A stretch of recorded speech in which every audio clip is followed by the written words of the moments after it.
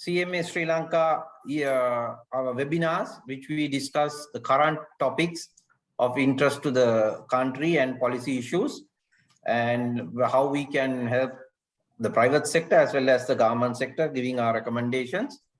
As you know, CMA Sri Lanka was incorporated by an Act of Parliament in 2009. It is a national management accounting body. In addition to that, it is recognized by IFAC, the International Federation of Accountants, and CAPA, the Asian Federation of Accountants, and it's a major active player and a part of the SAFA, South Asia Federation of Accountants. Our founder chairman, Professor Lakshman R. Wattavala, who, as you know, is he's not a new person to anybody, especially in the accountancy profession, who was the former chairman of People's Bank and BOI. Without taking much time, I would call upon him to start the first session. Before that, I would like to mention that Professor Sirimewan is unable to come because he's stuck in a meeting, and Professor Anil Fernando is also not well. But Professor Sirimewan will join later onwards, so there will be slight changes in the program. So, Professor Wattavala, you're there? Right. Okay. Over to you, Professor. Thank you very much, Mr. Adrian Perra, who's our moderator, whom also I think he has taken the responsibility to make the necessary announcements. So let me welcome our moderator, our speakers, panelists, and also all our participants and members, and of course our council members who are also present here. Today, actually, we are having a very, very important seminar, as you can see from our backdrop, the impact of foreign exchange fluctuations on costing and pricing of products and services. I think you are all aware that today we are really in a major crisis situation, and this private sector is really the most important sector that will be able to overcome these difficulties and provide a solution for this crisis. But for that to be in place, there has to be the various macroeconomic measures and, of course, the government support that is required to do this. Now, we, as Mr. Adrian Perra mentioned, the Institute of Certified Management Accountants, although maybe set up very much later compared to our other South Asian nations, would like to bring into focus the importance of the management accounting, especially the cost accounting. In our country, this seems to be really forgotten, especially not from the private sector, but especially from the government sector. Today, this is seen as a very, very important area where cost has to be taken into account. Otherwise, we will find that we will be in serious trouble. Already, we are in very, very serious trouble. Now, before going into the other areas, CMA Sri Lanka has, we have set up what is called the Cost and Management Accounting Standards Board. And this is responsible for looking at all the areas of costing and giving guidelines and standards relating to the preparation of cost statements, which will help both the business and the government sector.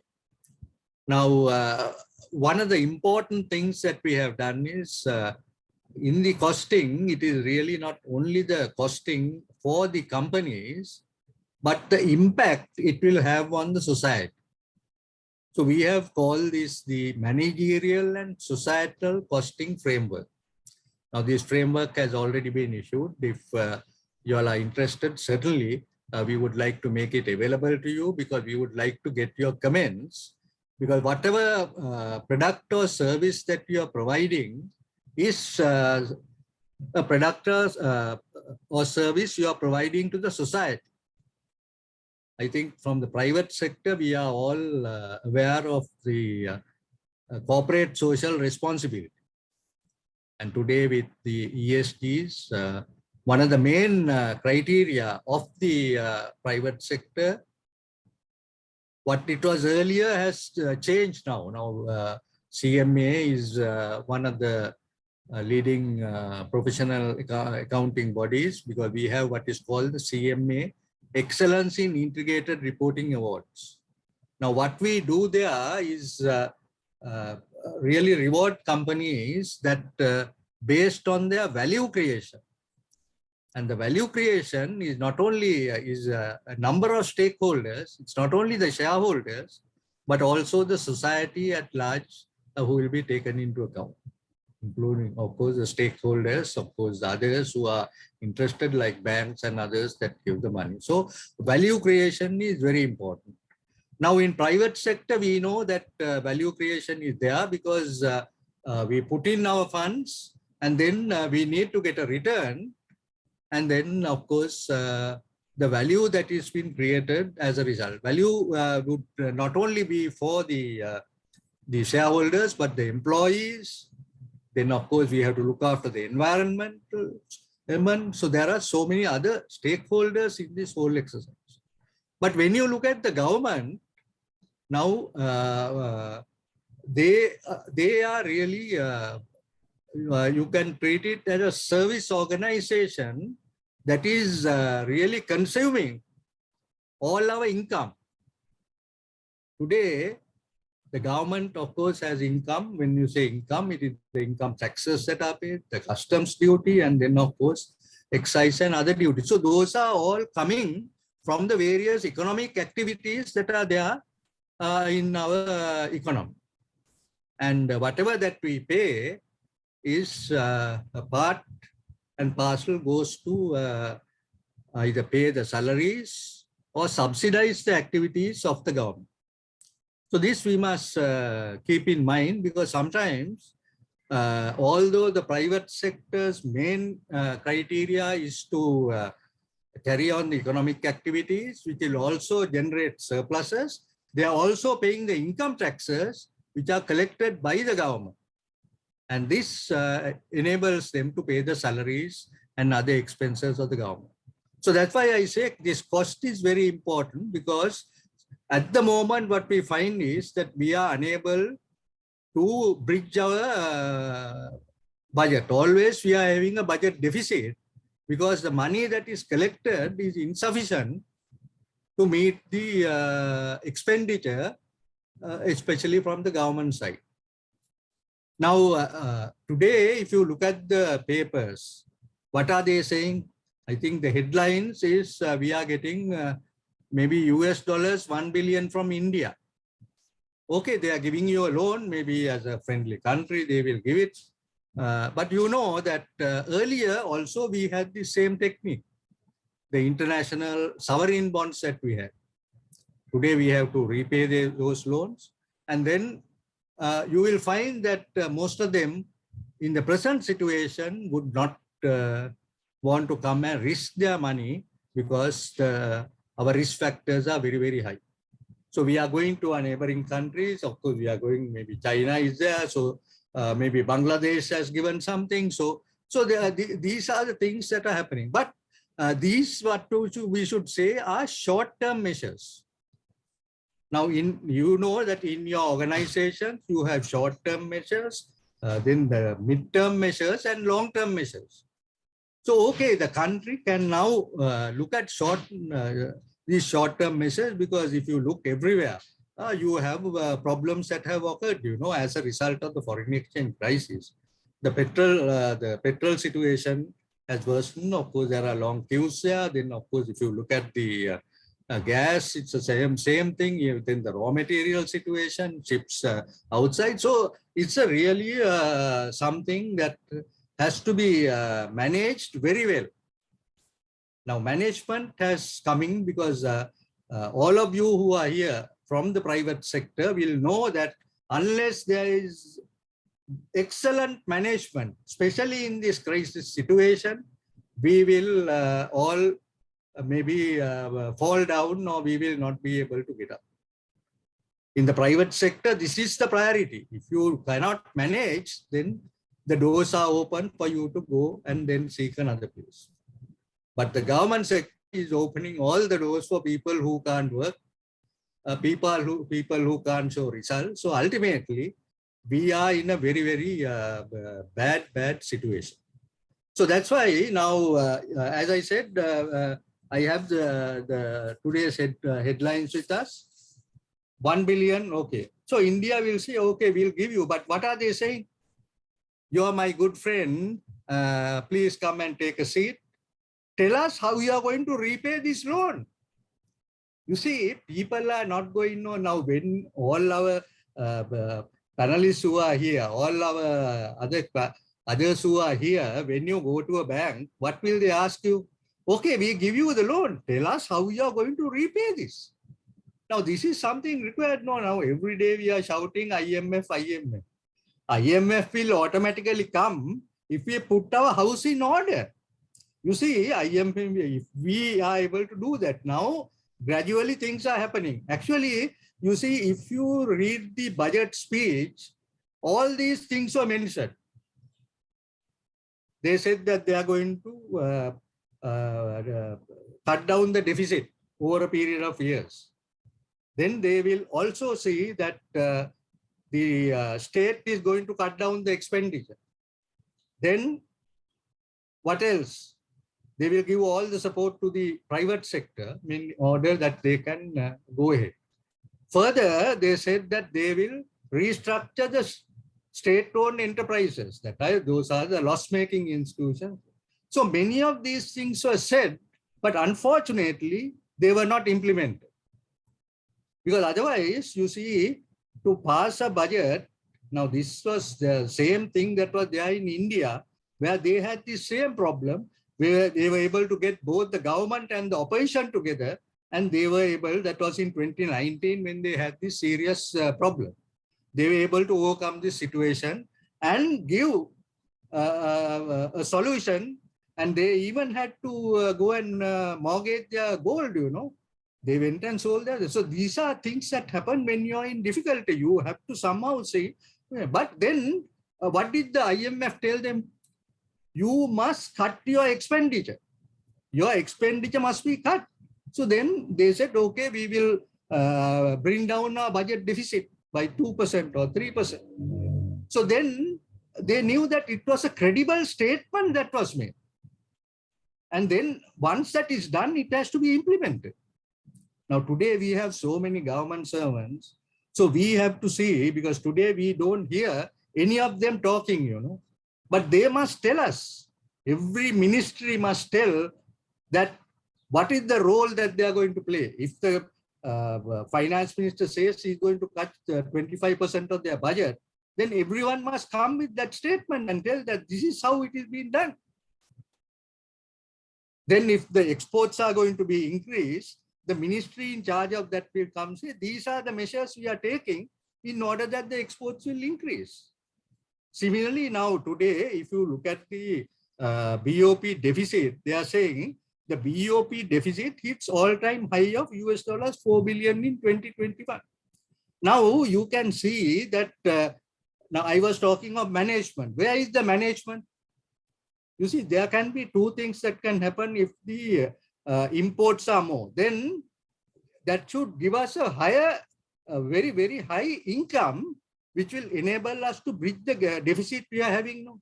But that is also not happening. Then they must say, okay, as a result of these high imports, we have been able to collect a lot of taxes. And this will bridge the deficit where our budget is concerned. That is also not happening. So all the foreign exchange is going out. Then who are the exporters? Exporters are the private sector. They are exporting. They are getting their workers.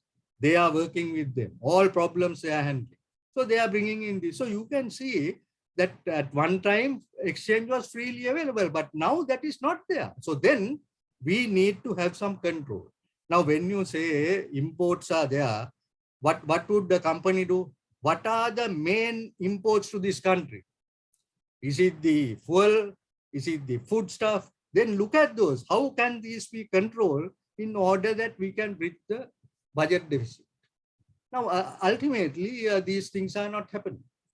Because I am telling this because you all are all practicing this, So the government must look at what the private sector practices are.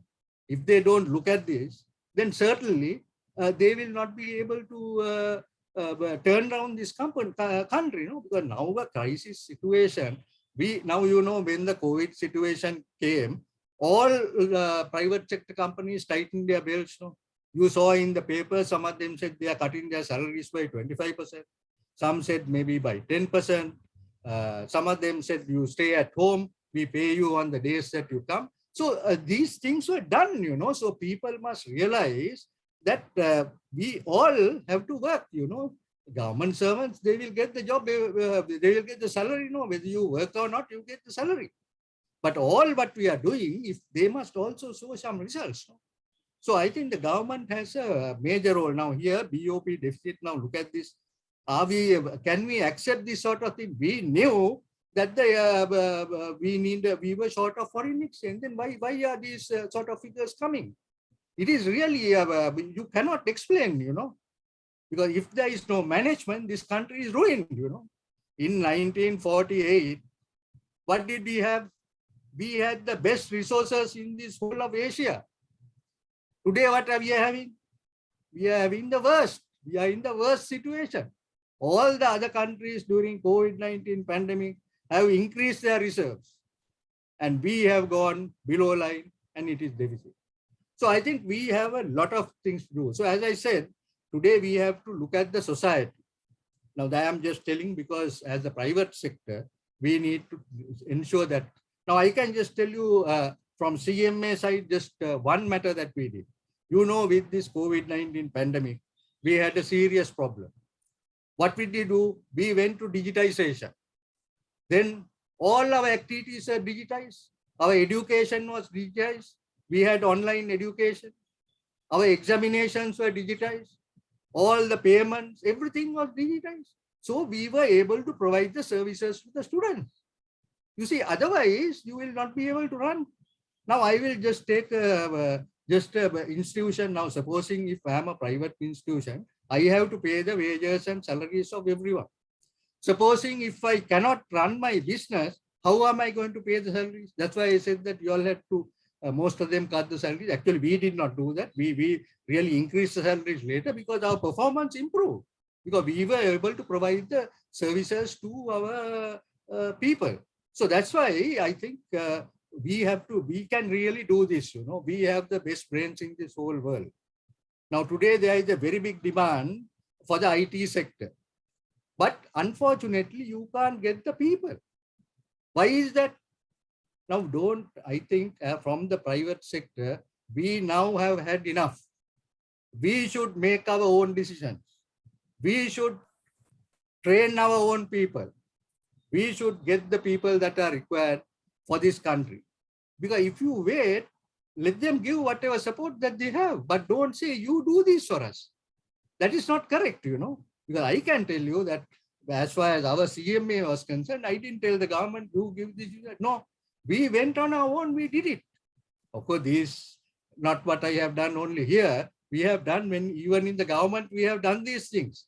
We have shown the people because today, the 200 garment factories program, it was done in 1991, so we were able to get the private sector involved. So similarly, we can do this crisis situation, we can easily overcome. I am just encouraging all our panelists who are, I know that you have a lot of problems, but let us tell them that we can really solve the problem for you. So I really wanted to show the most important thing of the societal costing, that you keep that in mind, because that is important, because whatever product that you do, what you service that you do, it is going to the society.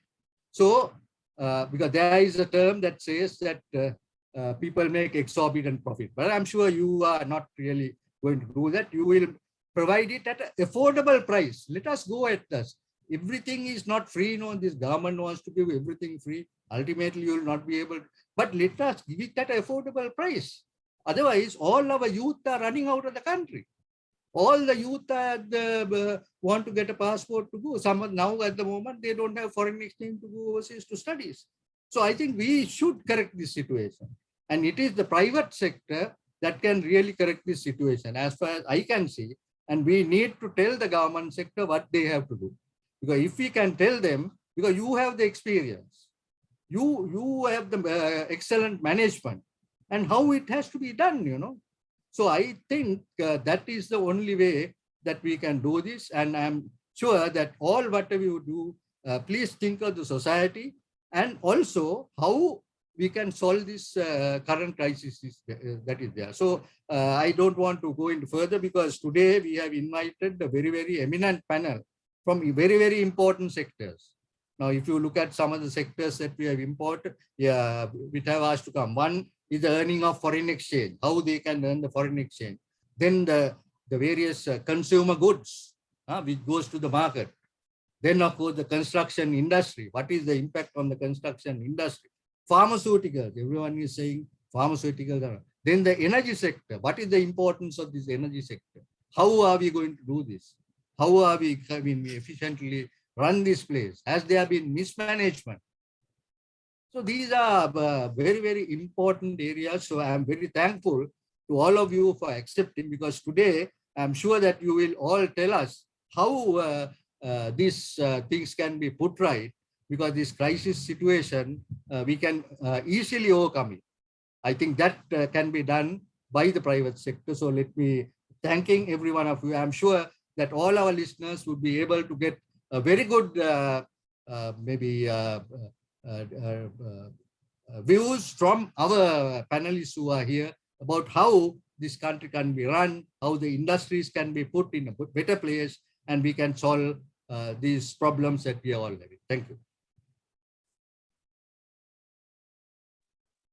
Thank you, Professor. Thank you very much for your presentation, on your speech on societal costing. So it was a very, very informative one. I think, Professor, you brought up two important points. What is that?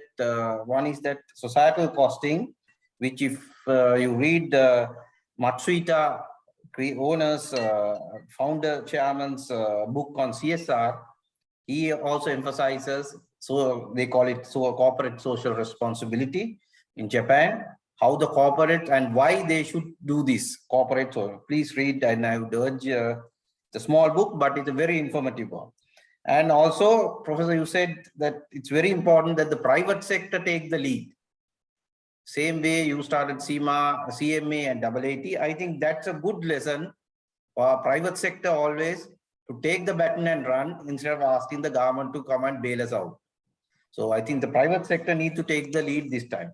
So without taking much time, I will, we have an eminent panel.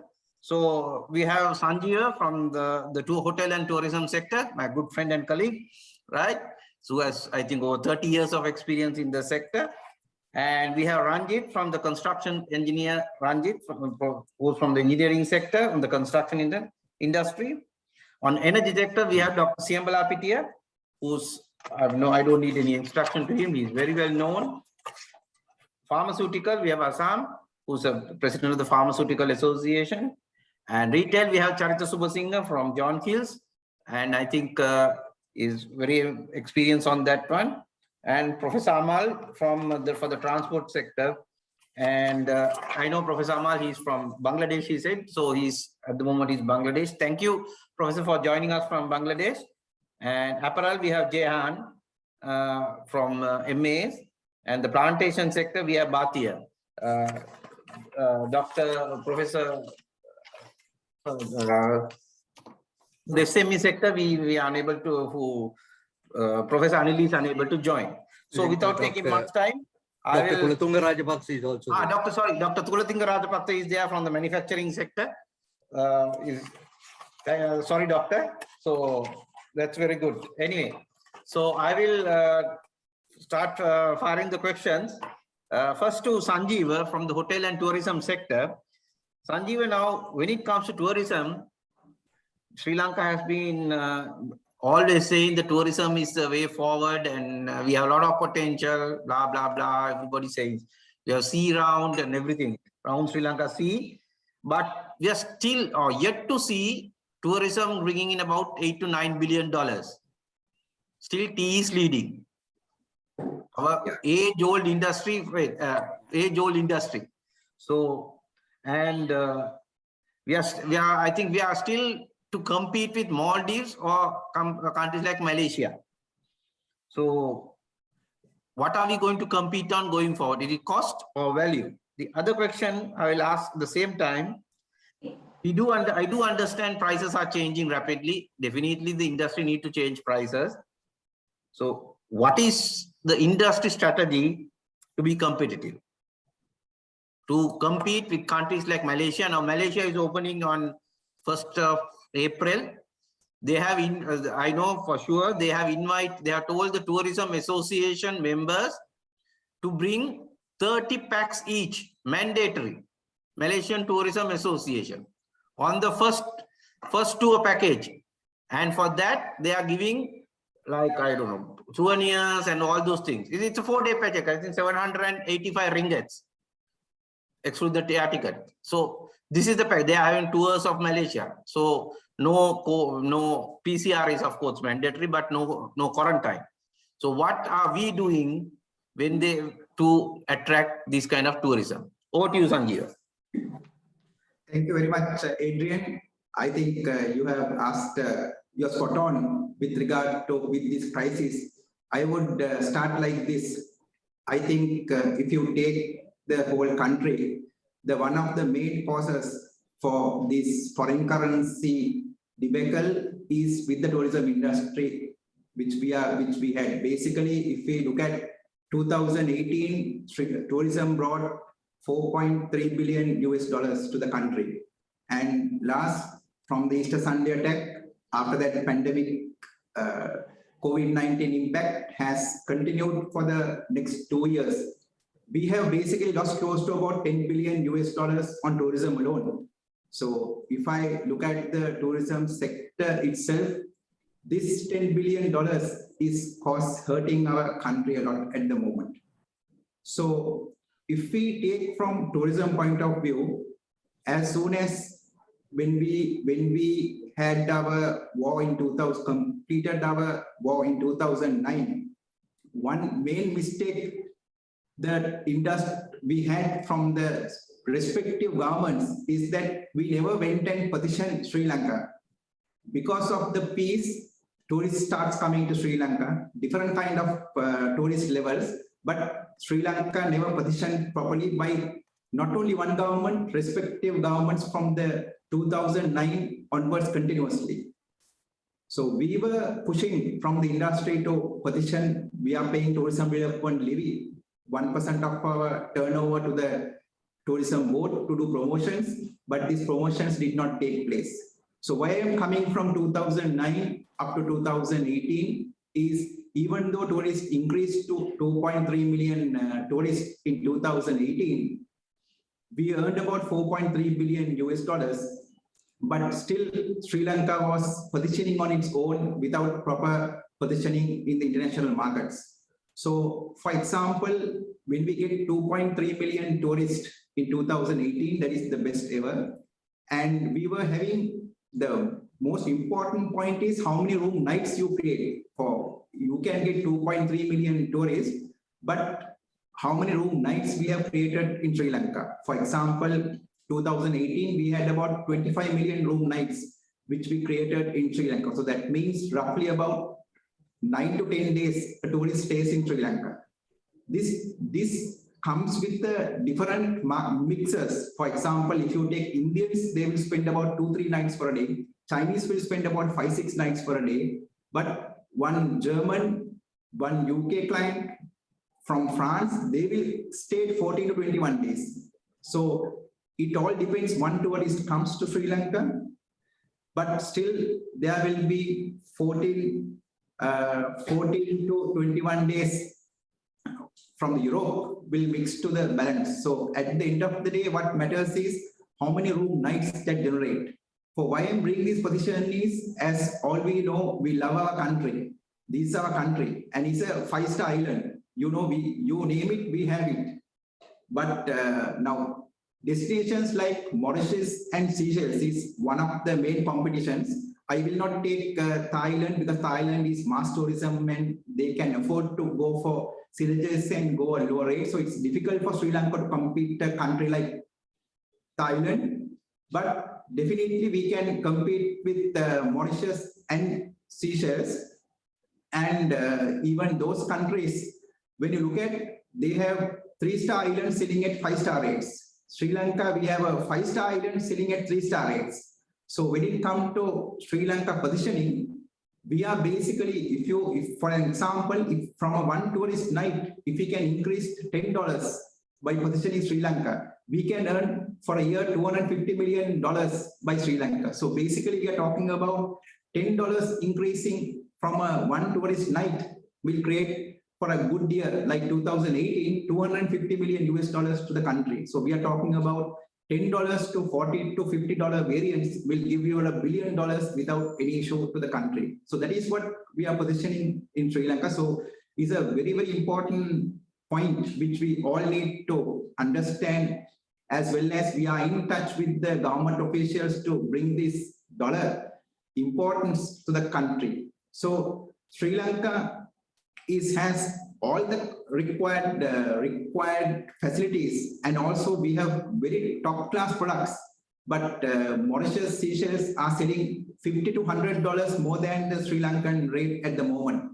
So that is where the position coming. That is where we have to go and push the country, and we can easily create dollar revenues. So I fully agree with you. It's a $10 billion industry, which best we have done is 4.3 billion. We had a target by 2025 to go to $10 billion industry going forward, but still because of this pandemic, it will push.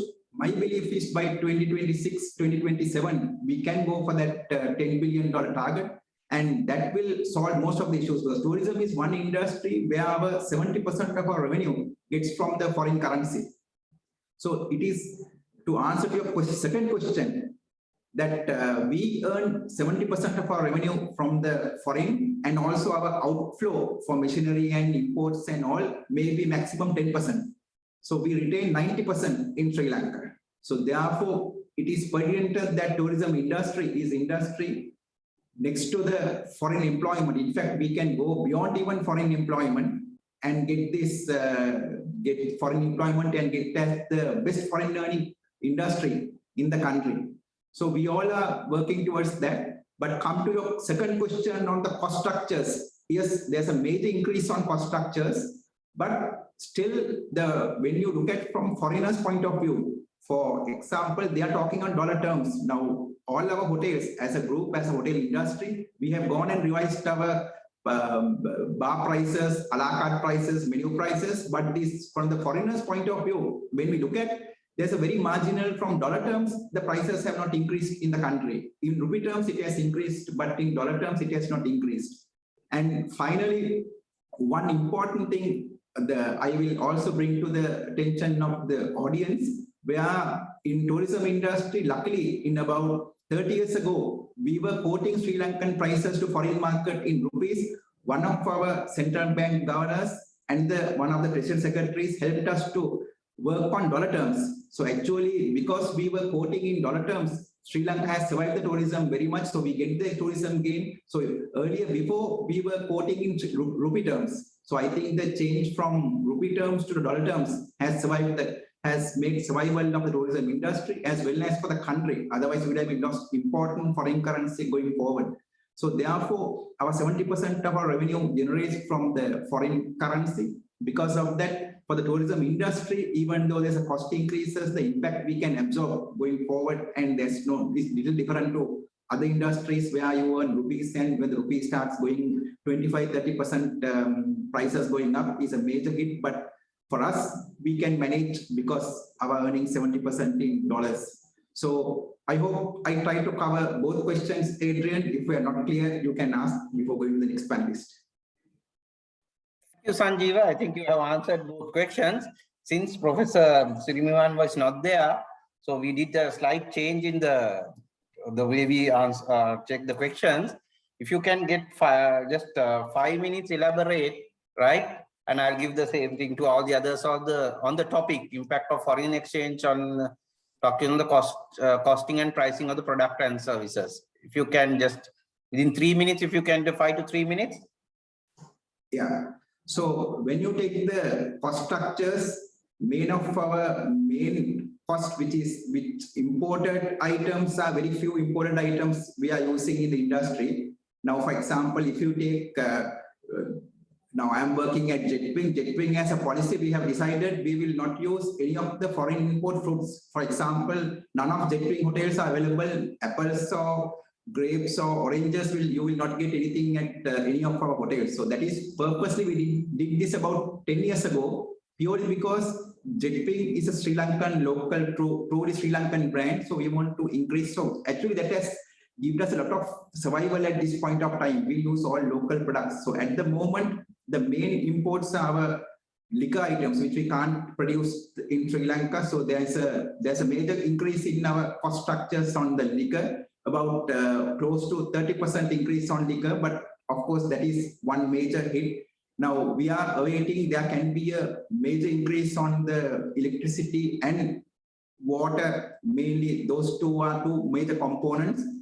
And of course, our main area is our staff. We want skilled staff. So I will just touch since the cost structure you have asked, if you take a hotel industry, out of the total overheads, basically we spent about close to 55% purely on the salaries of the employees.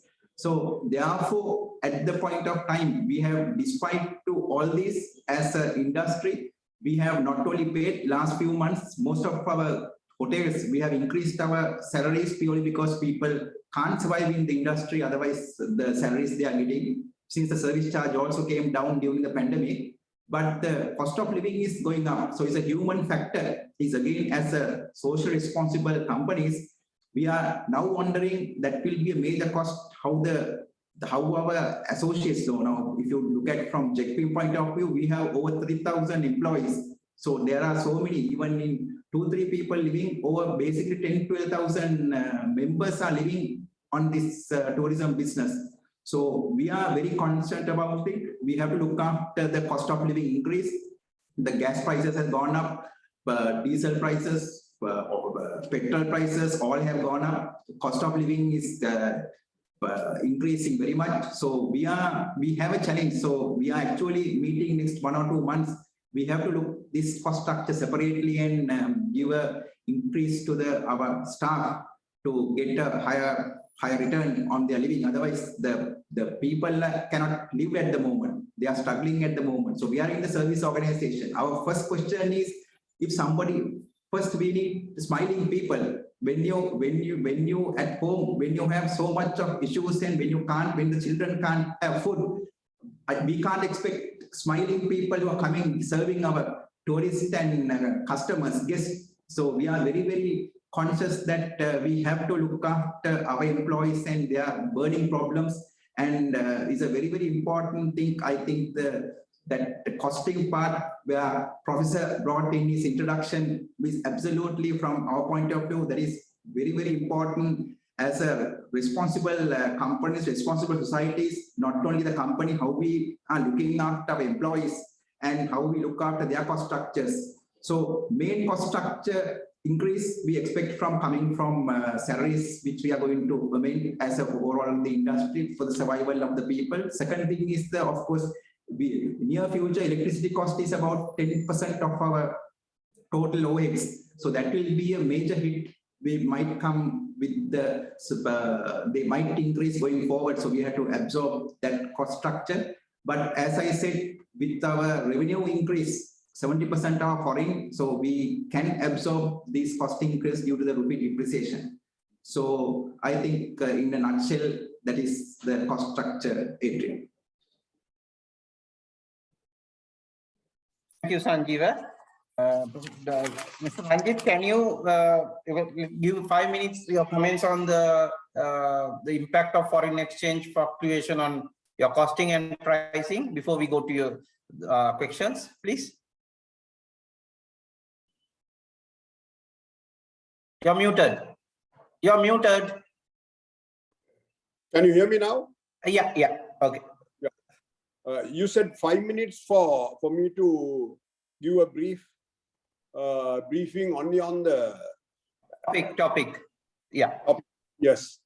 For the construction industry, as Professor Watavala said, how it has affected the construction industry is very severe.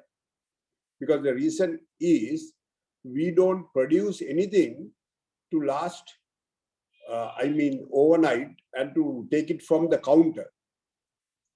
We produce something which will last for many years and you can't give over the counter. Now, for example, I'm not talking the products like cement or steel. I'm talking about the infrastructure or even the buildings to that effect. And today, none of the construction contracts agreement can withstand this foreign exchange fluctuations. There is no formula worked out how to mitigate this situation with any contracts. So all the construction companies having serious issues on this. And when you take the services, construction services, I don't think with this situation of fluctuations, unless it is stabilized, no contractor or no consultant would be able to give a firm price for any work, because you take your prices are based on the materials, labor, and machinery equipment and their expenses.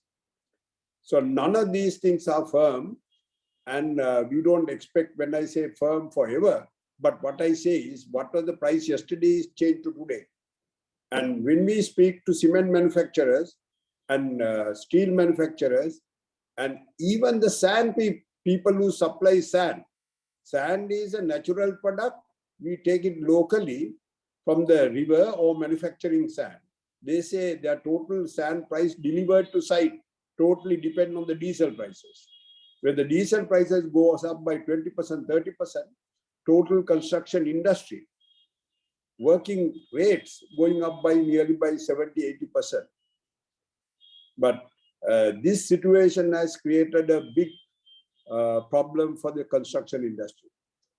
This most viable situation, what I heard from Sanjeev, that for them in the tourism, you price the rooms by dollars, okay? And then you get once you deliver the product, your service, you are paid in dollars or the equivalent in rupees. But for construction services, now the trend is to get all construction contracts. Already it's happening in the private sector, that the contract is priced in dollars and you are paid in rupees in such a way that when it comes to the payment, is the price, what is priced in dollars is converted at that time and paid in rupees. That means when you start a contract of $100 million, it remains as $100 million, but the rupee value may be at every time of payment it gets changed. And then finally, maybe rupee, even at the closing time, it may be, if it is 50% increase, average maybe total rupees you receive, maybe about 25-30%. This has become practical, and that we got to do that, but not only the construction contract, even the steel. Now contractors are negotiating with the steel suppliers whether the steel supplier could give the prices in dollars for not only steel, for cement. The reason is, and I have spoken to the recently opened, even the Lanka cement and INSI cement, they are with chairmen and CEOs. They say they love to give the prices in dollars rather than the rupees, so that there is no risk that they take it. But now when we take it on this, give me another 1 minute, this is not, we should not limit to the cement, steel, all that. If I think Professor Lakshman would be able to tell me what wrong things I am telling, especially on these money terms, being the once governor of the central bank, the issue is if we can get the day-to-day prices of all items in dollars, it's an immediate solution. I'm a true Sri Lankan. I don't want to follow American note, but what I'm telling is that will solve a lot of problem on these fluctuations. But you work it out payments in rupees, okay? But this is happening in Maldives. Maldives, you go to small the boutique and try to buy a chocolate. You can, they accept in dollars or even the sterlings or the Singapore dollars, and they change, they give in Maldivian rupiahs. So whether you like it or not, you have to get into the rupiahs, but they collect in dollars. So why not? We don't do that. So which is very easy for us to get. And I think the central bank has allowed once, I can't remember, the lady was telling that even Tamil person can charge in dollars and collect dollars. Only thing is they must remit it within 1 week or 1 month at that time. And that is the law. If I have someone to correct me if I am wrong, then only we can keep step tomorrow. No point of discussing what has happened in the past, where it has gone wrong. I don't believe in that. What we should do today. But today I should say very clearly, the construction people find it very difficult to exist if the fluctuations going like this. And I'm not asking any way to central bank to fix this again and put the whole country into trouble. It should be floated, and that is the reality, and that should work. Then only we know what is happening. Even if in the petrol station, if you can put the dollar prices of the petrol and within bracket rupee prices, people know, people understand it. I think I'm not sure, but probably the dollar prices of this world in Australia or even UK may be sometimes still higher than the rupee converted price. So let the people see the true picture. I can speak hours and hours on the whole effects. I stop with the time limitation. Thank you.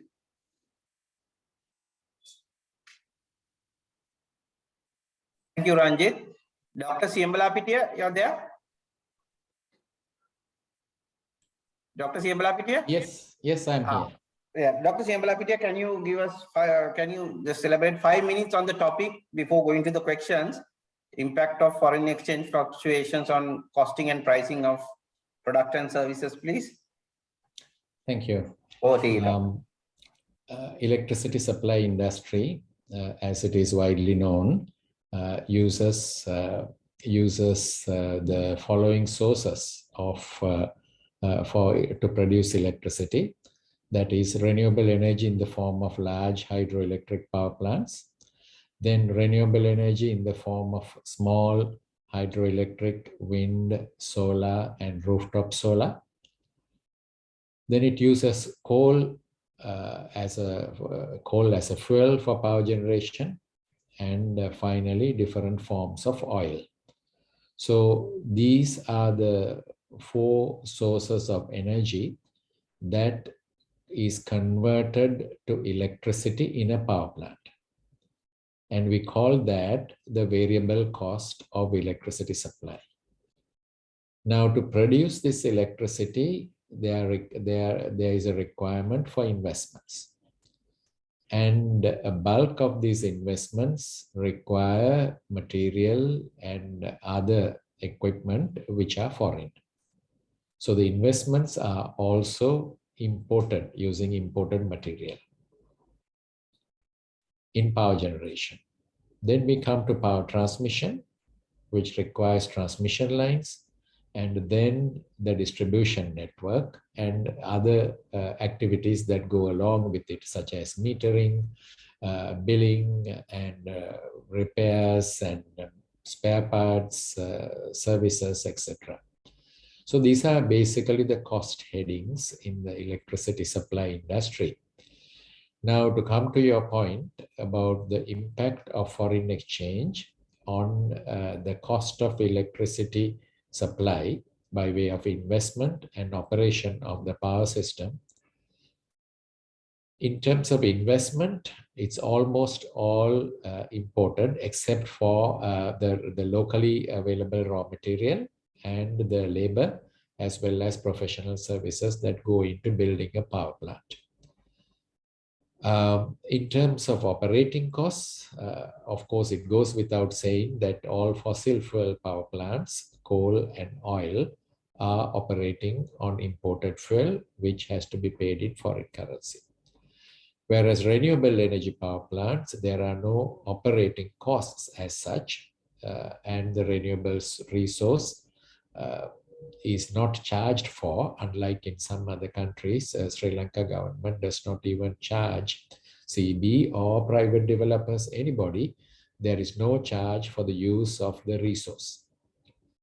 That means anybody using renewable energy to produce electricity is expected to provide that benefit in the form of lower electricity cost to all the customers, the value of the resource. So that is the cost structure. Now, how are these costs, what are the percentages of these costs? So say, for example, in a recent webinar, I presented the 2019 figures. And if I may simply give you the quantum of the cost. As of 2019, it costs about 21 rupees 59 cents to invest on, produce a kilowatt hour, and transmit it and distribute it and deliver it to the customers. 21.59. And funnily enough, Sri Lankan customers were asked to pay, on the average, only 17 rupees per kilowatt hour. We should also not forget that although as a headline price, we refer to electricity prices in a per kilowatt hour terms, about 35% of this cost is fixed costs. And the balance 65 are the variable costs, the energy costs. So I believe now you have a feeling of the cost structure, and my 21.59 would have remained almost around that number, possibly slightly increased in the year 2020, then kept on increasing possibly to about 23 rupees as of 2021. And year 2022 figure, with all the costs going up, I do not know where it will stop. Possibly it will even hit 28 rupees or 30 rupees. So therefore, there are two big problems the sector has to manage. The inherent problem that has been inherited from the past by way of electricity being administratively priced well below the cost determined by the Public Utilities Commission, and the price is also determined by the Public Utilities Commission, irrespective of all the attempts to make the cost and the price to be equal. And of course, cost means efficient cost, not any cost. Efficient costs and prices to be equal. That system has failed. So the gap between the cost and the price has been going on and on. So some might think that, oh, it's good that there is no profit to the government-owned electricity supply institutions. But then when you maintain this kind of a very large gap between the cost and the profit, the end result is that everything else is paid for, but for the costs of improving the power system. So therefore, some of you may even have observed reduced reliability of electricity supply well before the ongoing load shedding situation set in. So therefore, it is essentially required, first of all, the cost to be efficient, and you know what it means. And then once the efficient costs are determined and targeted, and that cost to be provided through the revenue, through the sale of electrical energy as well as the capacity. Now coming to the impact of foreign exchange. For example, I showed you in the recent webinar, I will not start showing those slides again. It costs only 10 rupees to produce a kilowatt hour from the coal-fired power plant. In fact, 1 year later, it went down to about 6 rupees 80 cents, year 2020 figure. 21 figures are not published yet, but possibly about 12 rupees, and 22 figures are most likely to surpass 20 rupees for a kilowatt hour of electricity, given the present prices of coal. It may even be more when you average out for the whole year. So therefore, number one impact will be the impact on fossil fuels. And there, what a mistake we have been making, and a mistake that has been going on and on for the last 30 years in my assessment, is that Sri Lanka tries to build power plants that are lower in cost, but some problem comes up, indecision or wrong decisions, or unable to meet the concerns of certain social groups, environmental groups, and we end up using oil for electricity generation. The last year for which data is available, that is year 2020, Sri Lanka produced 27% of our electricity using oil and only 35% using coal. And strictly speaking, if Sri Lanka wanted to produce so much of electricity from fossil fuel, we should not be using oil, but producing it using coal at a price of 1/3 the cost. So, but then we get it wrong. We don't build the power plants on time. Each president has cancelled at least 2 power plants in this country over the last 25 years. So power plant cancellation has been the habit of presidents and prime ministers over the last 25 years. And the end result, you would prefer that it to be renewable energy, but sadly it is not renewable energy. The end result is the use of more and more and more of oil. And oil, I don't have to tell you what the price is, right? So now a good thing that has happened in the international market is that when evaluated on a cost per kilowatt hour basis, renewable energy-based electricity generation by way of solar and wind power have come substantially below all the competing fossil fuels. But that's on a per kilowatt hour basis. And we should not also forget that these are based on intermittent sources of energy. So right now, the 100 megawatt wind power plant in Manna produces only 10 megawatt. Is it a problem with the design? No, it's not a problem with the design. And we all know that the northeast monsoon is a weaker monsoon in Manna. In June, July, August, it produces electricity flat out. So it's not a surprise. It's also not a surprise that our hydroelectric system produces only about 5 gigawatt hour these days. Whereas on the top of, in the top months of, say, October, November, December, every day, it can easily produce about 20 gigawatt hour. So therefore, these limitations are known, but when we do not build the capacity to meet the variations of the renewable sources, finally, we end up using more and more oil. So that's why you would have heard recently that the cabinet decided to purchase another 200 megawatt of oil burning power plants. So that will further increase the costs and hopefully avoid the load shedding, provided we have enough funds to purchase the oil at the $100+ barrel per year. So therefore, we need to quickly adjust the blend of different sources so that our the impact of the electricity industry on the foreign exchange of the country is the minimum possible. So in terms of investments also, we should not forget that renewable energy sources have a higher investment to get a kilowatt hour out. But the beauty is that the operating cost is zero.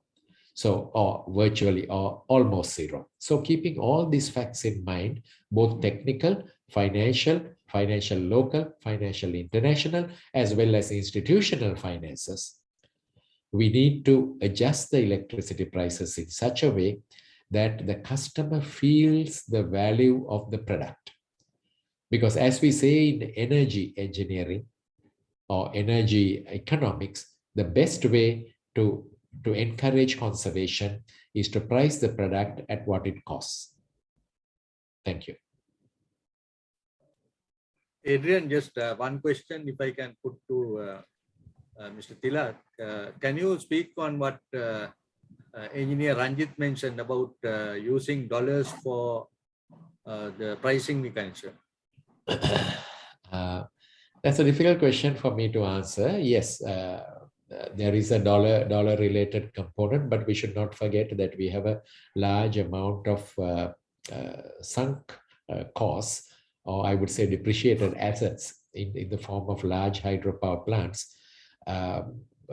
Last year, I believe we got about 35% of our electricity coming from large hydroelectric power plants, which virtually comes free in terms of energy. And of course, there's a large asset base to do that.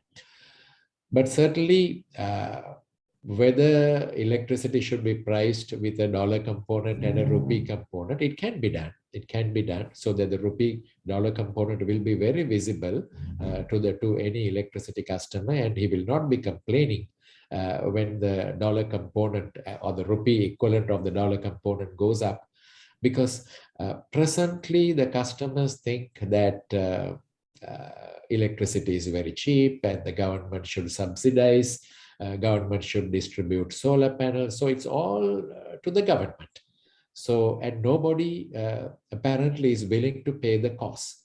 And another point that I would like to make is that although our manufacturing colleagues from the manufacturing industry will know, it's only a few manufacturing industries that are, I would say, that are energy intensive. So for me to call an industry to be energy intensive, your energy bill, electricity plus other forms of energy such as oil or gas should at least be more than 10% of your recurrent cost. So it's not all industries that are severely affected by the costs of increase of energy, particularly electricity, but there are heavy industries. I know the cement industry, tile, ceramic, glass. So these industries are severely affected.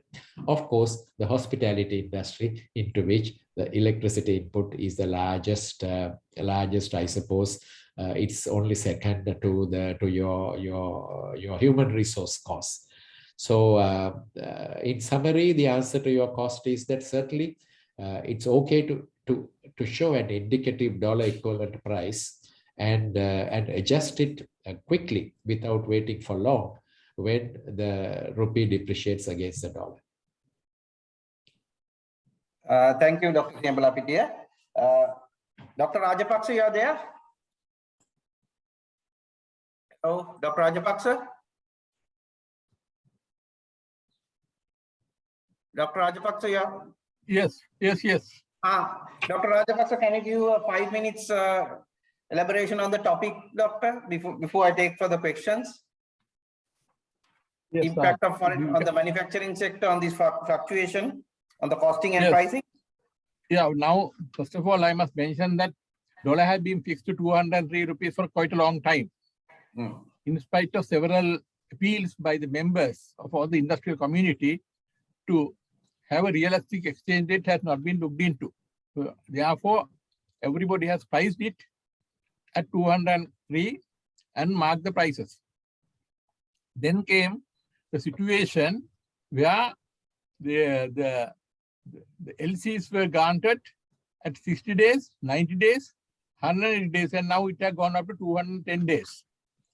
So what happens is we have to pay the import bills on the date that is bills falling due, assuming that exchange had been fixed for 203, and that was the guarantee that was given at that time.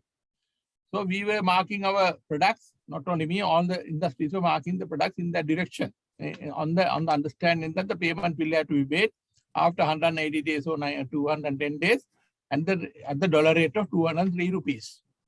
Suddenly, this has been increased to 230. So at 230, After 180 days, most of the goods have been sold and manufactured and sold.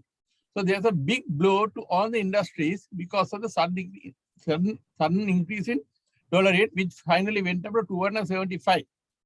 So this is in spite of appeals by industrial community and most of the chambers to float the dollar so that there be a gradual floating.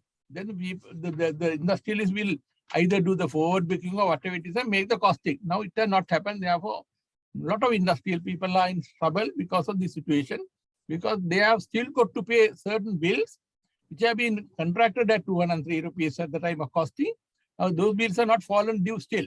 So therefore, they have to pay at the current price, which is not available. So therefore, for the control, any control has always a distortion and always create a black market. Now this has created serious black market. So that is one of the serious things that has happened due to the foreign exchange fluctuation.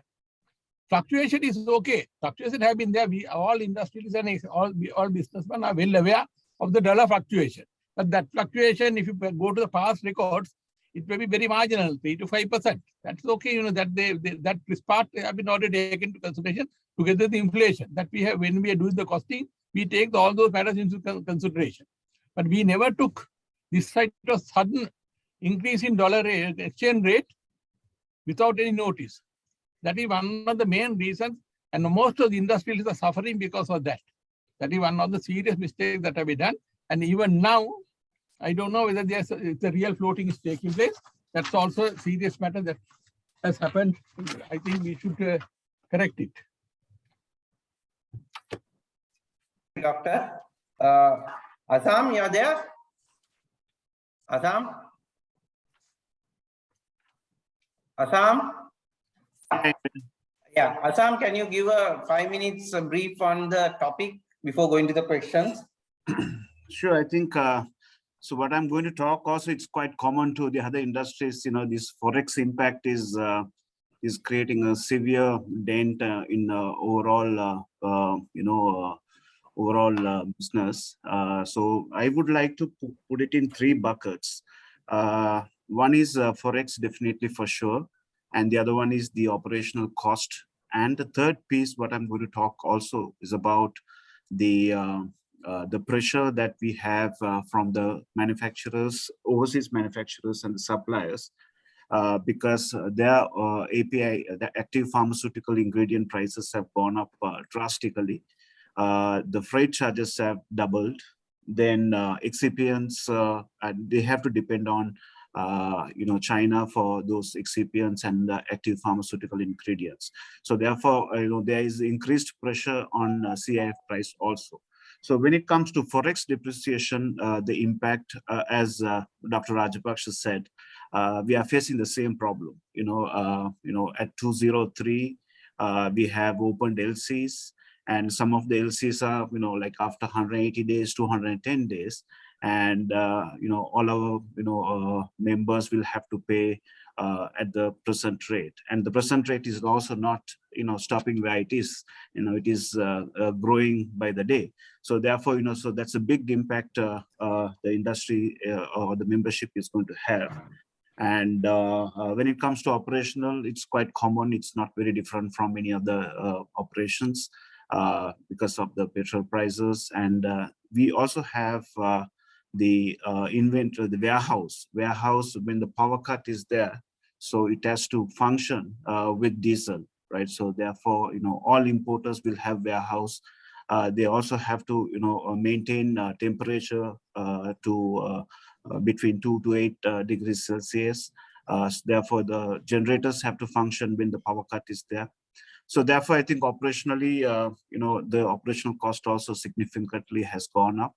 So these are the 3 main buckets that I can highlight. Of course, we can have a discussion around local manufacturing and what we can do during our next round of discussion. Thank you, Assam.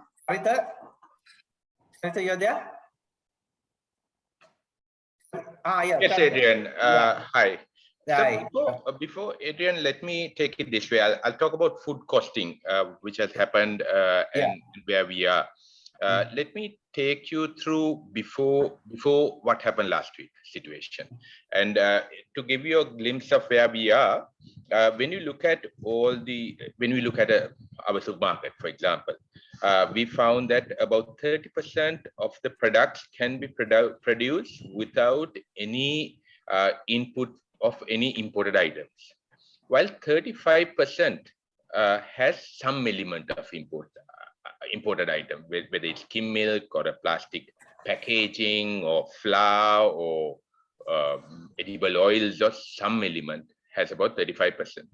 And the balance 35 is totally imported. That is the mix of products.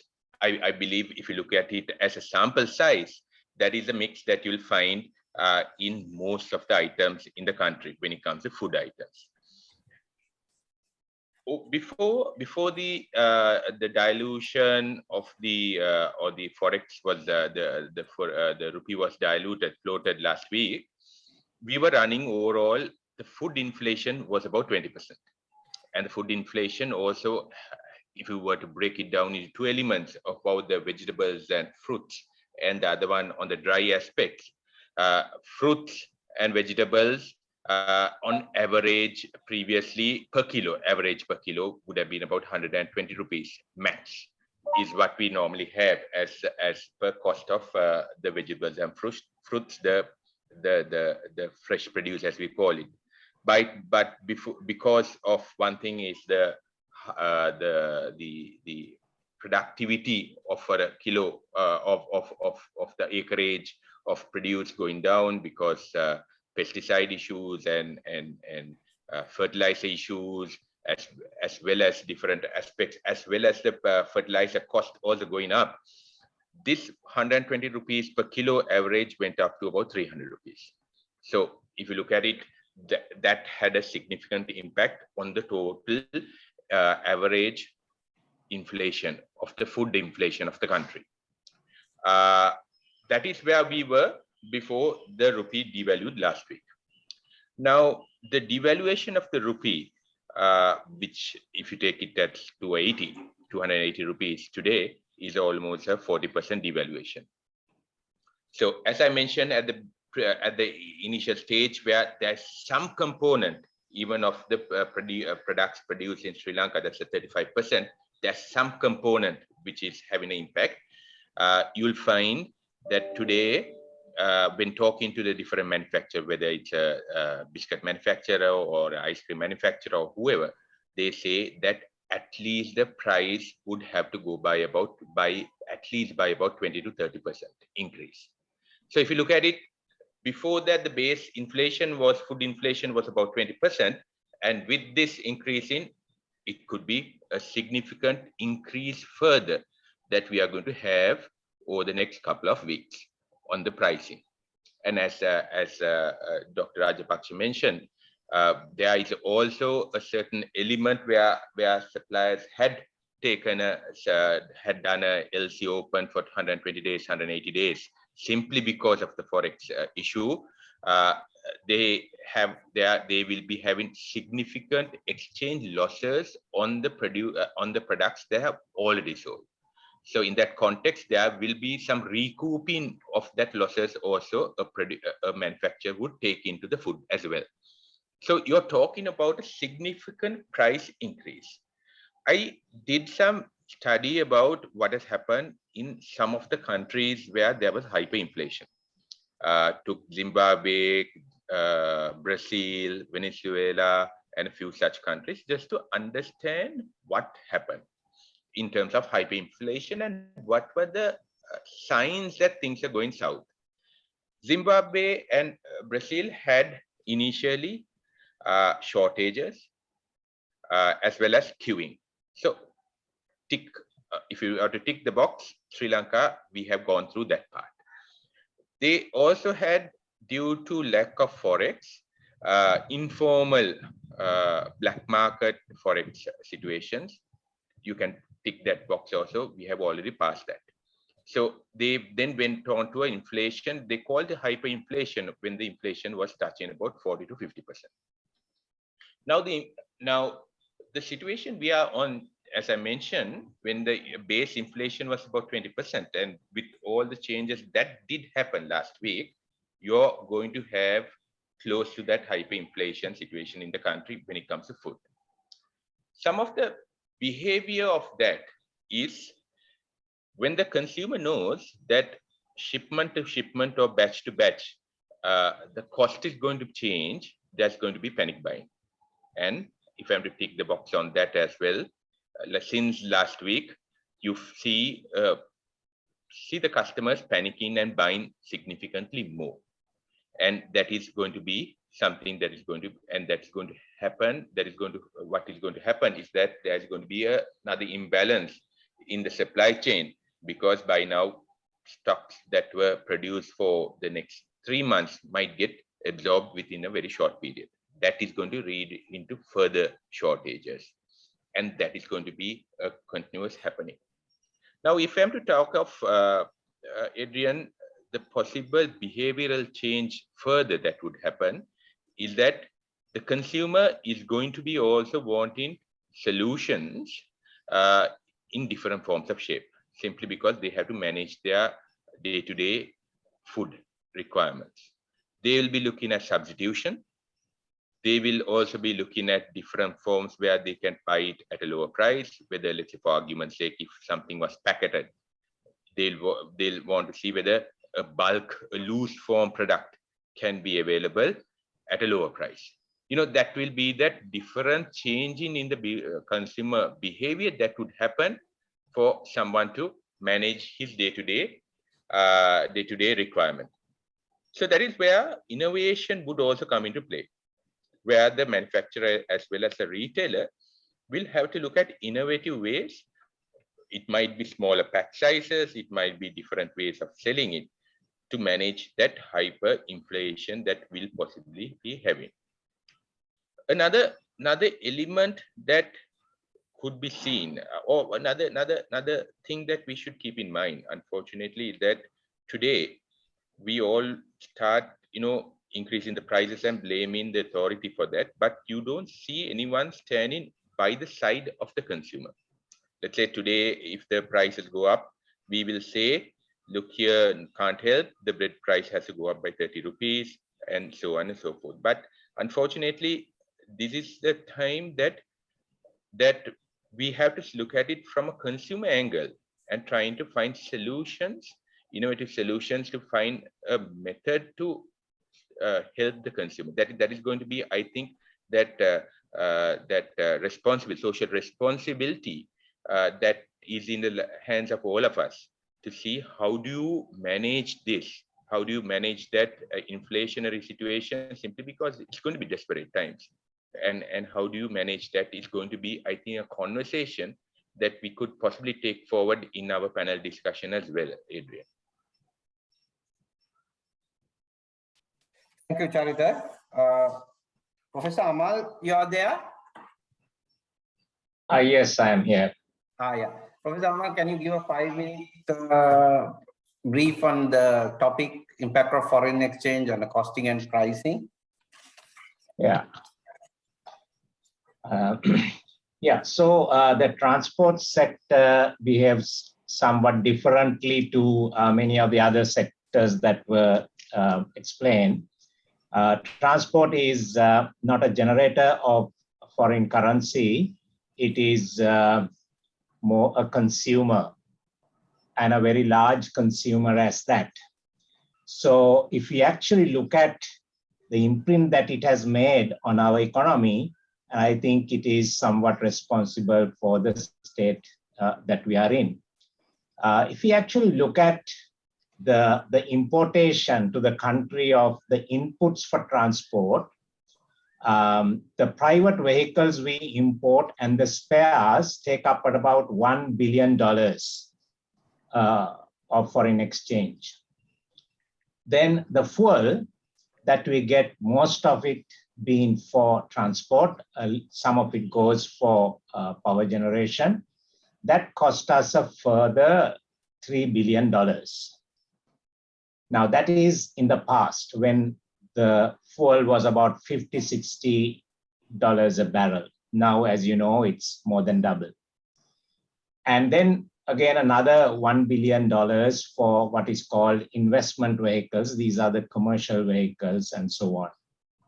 So this takes up about $5 billion dollars of our total import bill of around 20 billion. So that's about 25%.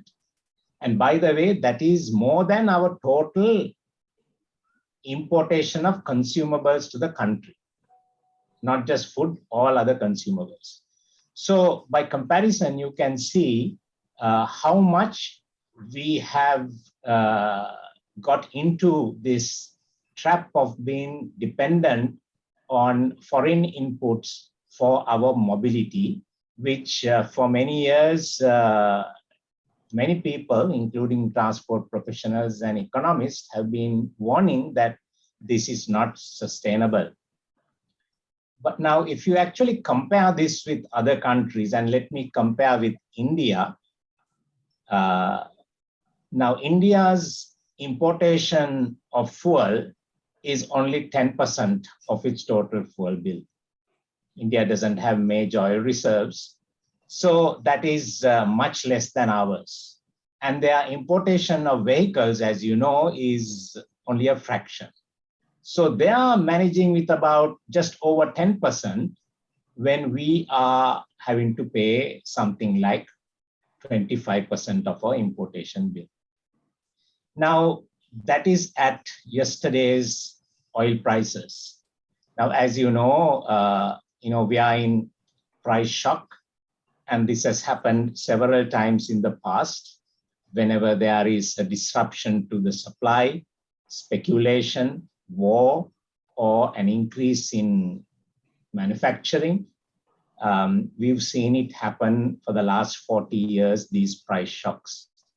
And the last one we had was from 2010 to 2014. That was after the 2008-9 financial crisis, then Chinese production and Arab Spring issues, all of those combined, and that lasted 4 years. And those prices were averaging at about $100 a barrel, went up even to about 140. Now, what can we expect in the next few years of the current crisis? Now, a lot of people think it's only because of the Russian-Ukrainian war. Not so.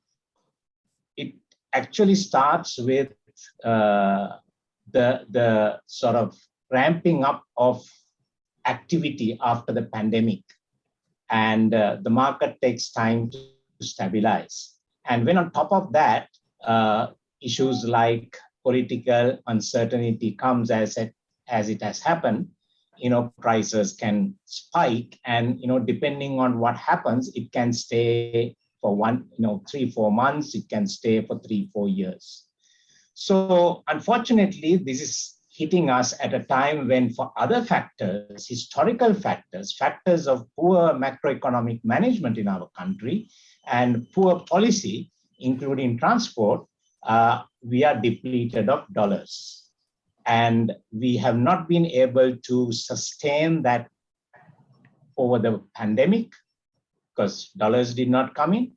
And now oil prices are going up and we have a problem at hand. So what do we do?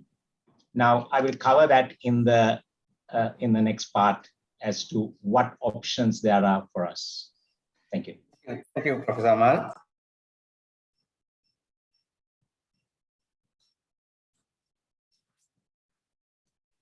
Jehan? Hi, Jehan. Jehan, can you give about 5 minutes on the impact of foreign exchange on the apparel industry, please?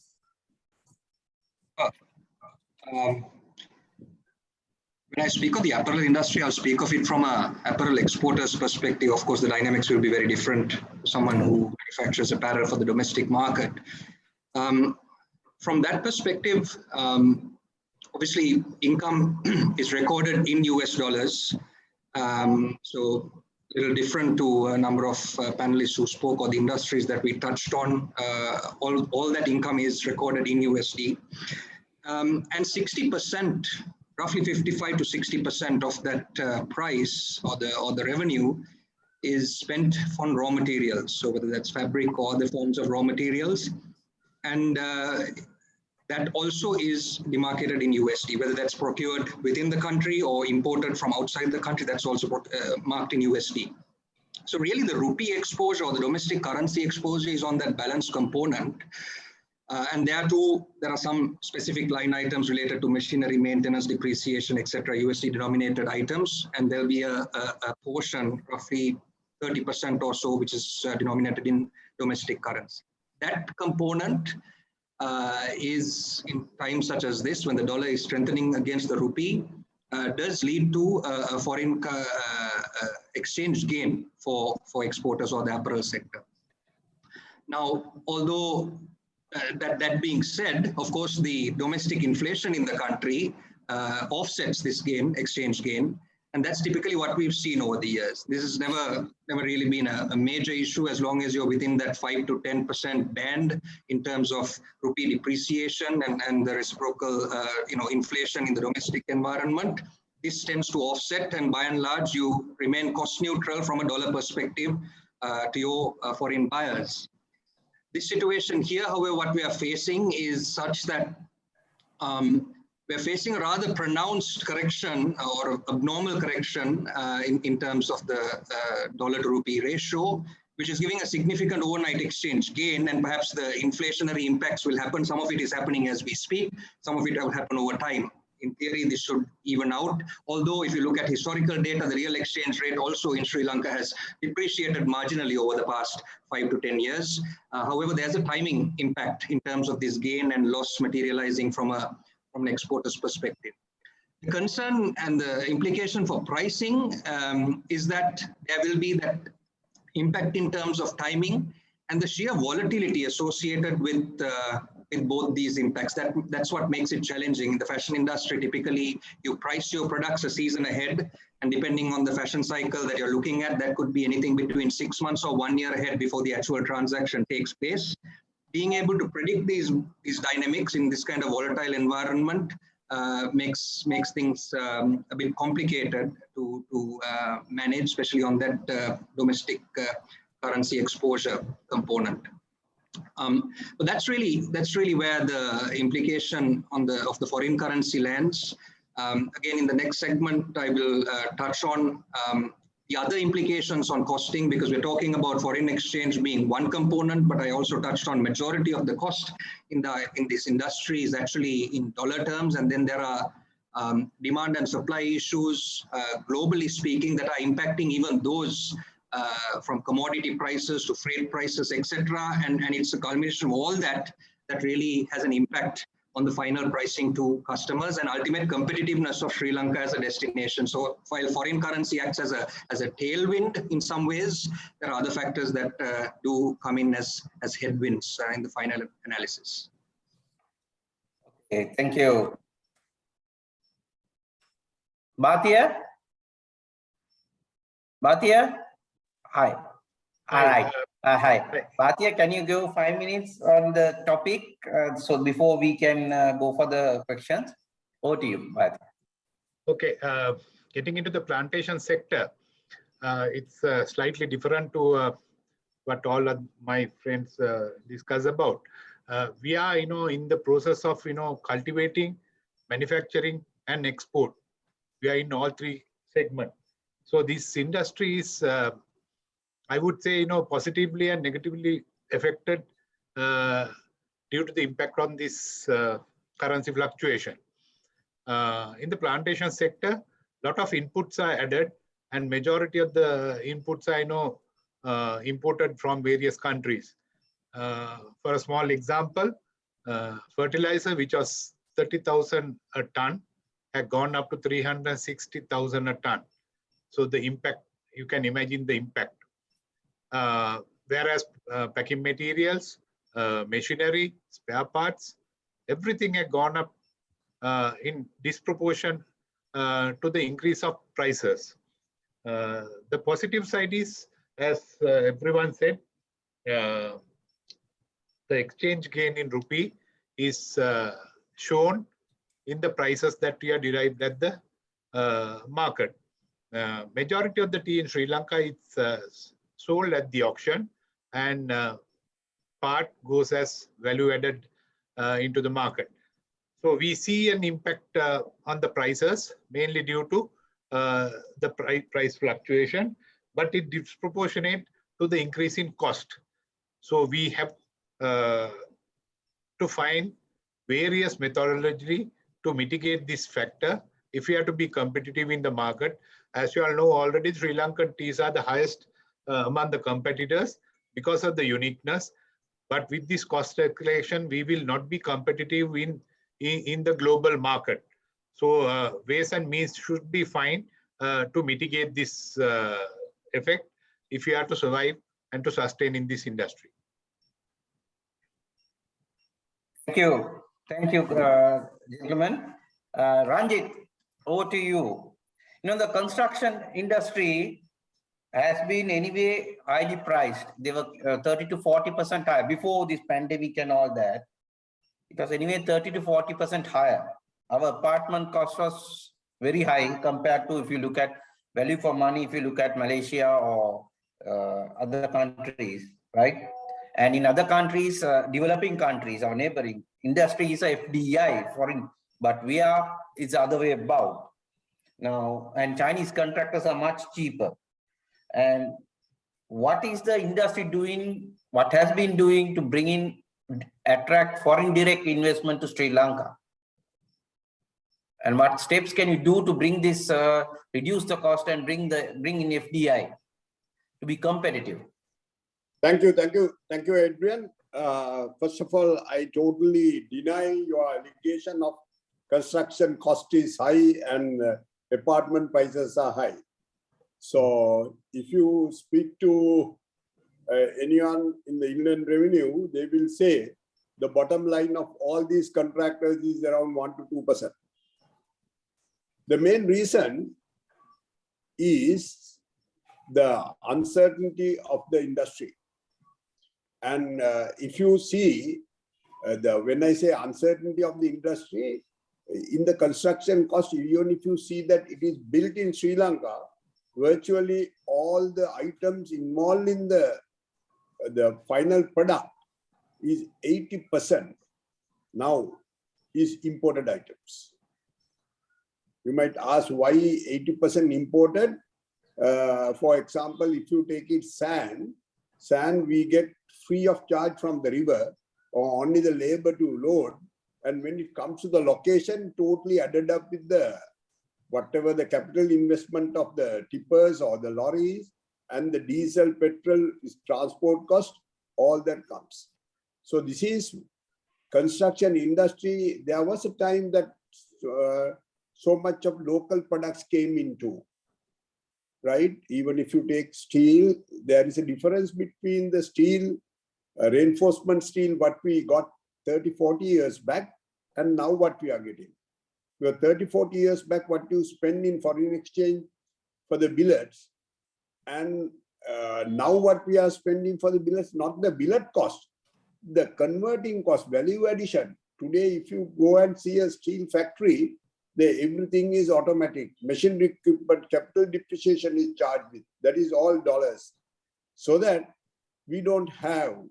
But the second thing is, today you spend money, and if your apartments or whatever the units won't get sold, then you are, there's a thing called that is holding of the asset cost. With the now, of course, the bank interest are a little less, but it was a time it was very high. Holding into that is very much. For example, I know there's a project in Kandy. He has completed the developer about, I think about 4 or 5 years back, and at least 20% was not yet sold. So it's the banks who make the situation, because there are no customers to recover the cost. So that in the construction industry, there is no price reduction for Sri Lanka, because everything what you use in the industry is imported, other than the labor. Now even the labor is imported labor. In the industry, we have so many people taken from India, not Sri Lanka or Bangladesh. The reason is these getting down people from India and Bangladesh and Sri Lankan workforce almost same. So that is the situation. So that, but all these apartments nowadays, they are priced in dollars, some apartments, of course, rupees, and converted to the rupee at the time of purchase, which is very, very good. But if the buying items are also in dollars, virtually CIF is dollars, but when you convert and all that, otherwise, it is very easy to price it without any risk and collect in rupees only, but price it in dollars, collect it in rupees. So this is very important, but there is no mechanism for construction cost to be put down. But for your information, you may know one of these 500 fortune companies in China, one of the top or the highest real estate developer in China has gone bankrupt because the reason is his pricing and holding into the asset too long, and the company can't exist. The company name, I can't remember,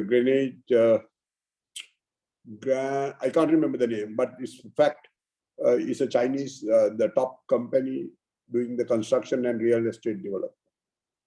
Okay, Adrian. Thank you, Ranjit. I take your point that 1 to 2% margin when it comes to inland revenue is correct. But when I was, from my industrial experience of doing in the financial services, I have seen there's one contractor who took advances, built and set up companies in UK for local, and another contractor, I don't have to tell you, who took advances for a big government project and ended up buying a helicopter. So two examples. Okay. So you know that better than me. Okay, let's go to the extremist, I mean extreme ends of thing, but not the sustainable construction industry. Those are, I don't take them as people in the industry. Yeah, okay. Dr. Siambala Pitia, you're there? Dr. Siambala Pitia?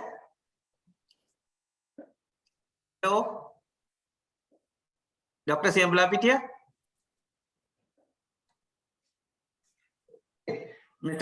Dr. Rajapaksa? Dr. Rajapaksa, are you there? Yes, yes.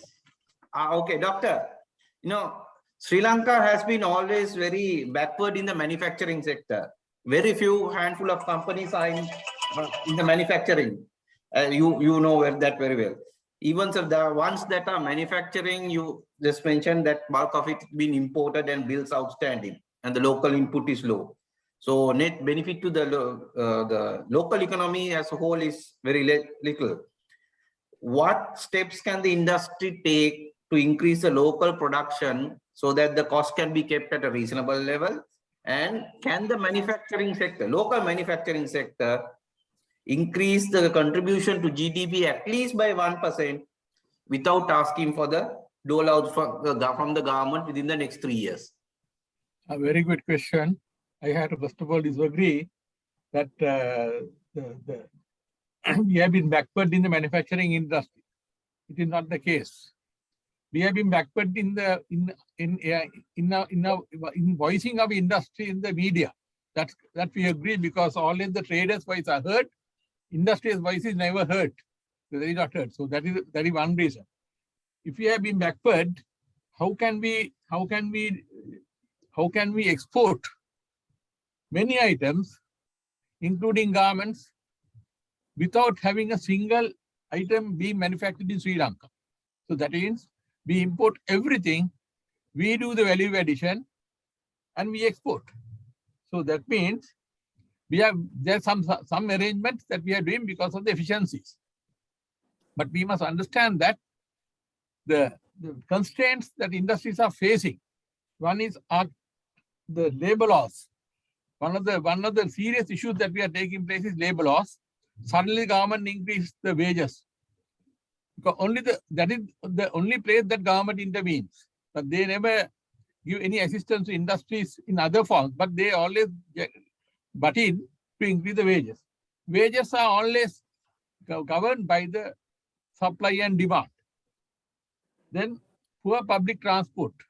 We don't have transport, especially in the remote areas after 10 o'clock. So therefore, the night shift is out. Energy cost, of course, I need not elaborate because Dr. C.M. has already touched the subject. Then, what are the raw materials that is available in Sri Lanka for the industries to export? Except natural rubber, which is also now in limited supply and we are importing. We are adding value to all those and exporting. How are we doing it? In the case of garments, we are not just manufacturing garments. We are the designing part also we have taken over, innovation part we have taken over, and also we are manufacturing garments without guilt. That concept is also brought in, and that is how we emerge in the market now as leading exporters of garments. And in the case of rubber products as well, we do have a lot of innovative products. That is how we add the value to the product that we are available with the limited supply of local raw materials. Innovation, R&D are the key factors. But why R&D? We couldn't do the R&D for a long period because the amount of facilities that is given for R&D was very limited until recently. They brought in the new concept of 300% tax deduction on R&D expenditure. That was a very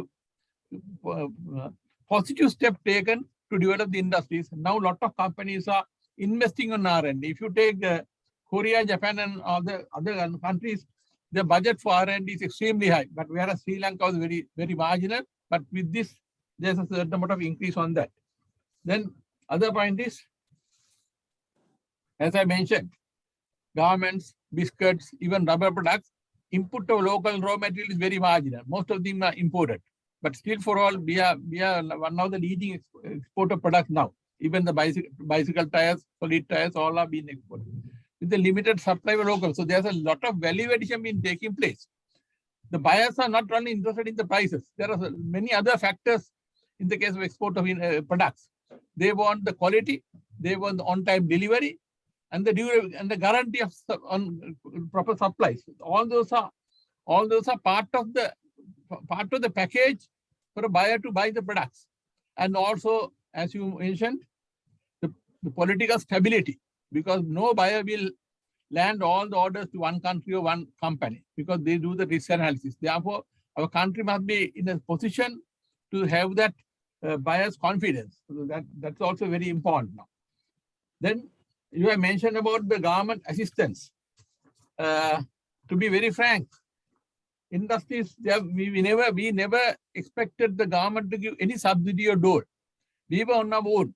There's no dole or subsidy given by the government for the manufacturing industries. Our industry's costing is done based on the real costing. There's no subsidy, no dole. But only advantage that we had was the GSP plus facility. That is again also the link with many other conditions, but that is the only facility that has been granted to improve our exports. There's nothing else that we had for the present exporters. In spite of all that, you find industrial exports are going up. And if you take the last export figures, all the industrial exports have been increased. So therefore, the question of asking for a dole is not realistic, and we have never asked for it, and we don't want it also. But we need some concrete, stable policy decisions.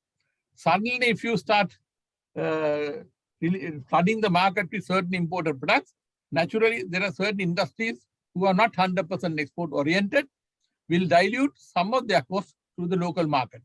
They will be finding it difficult to manage their final costing because they have to dump all the overheads to the export prices, which is not practically possible.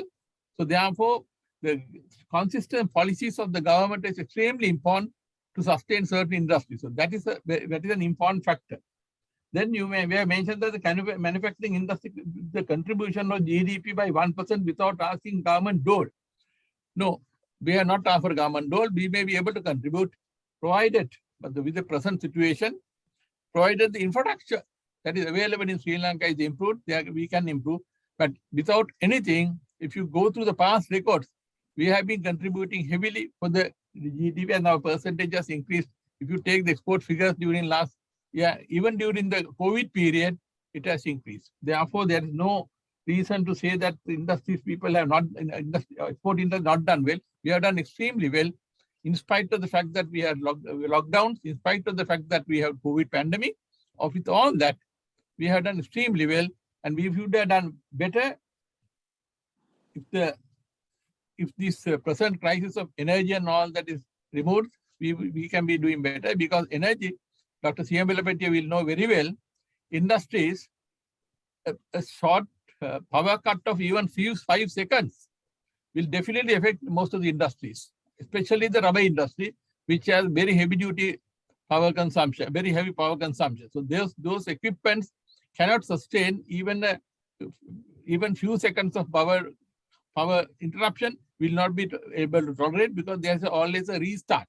Every restart is very expensive exercise. That, of course, all industry will be aware.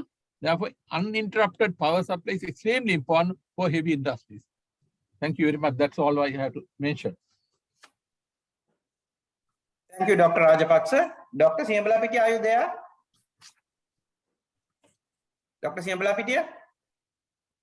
Okay. I will go to Asan. You are there? Yeah, Adrian. Hi. Asan, Hi.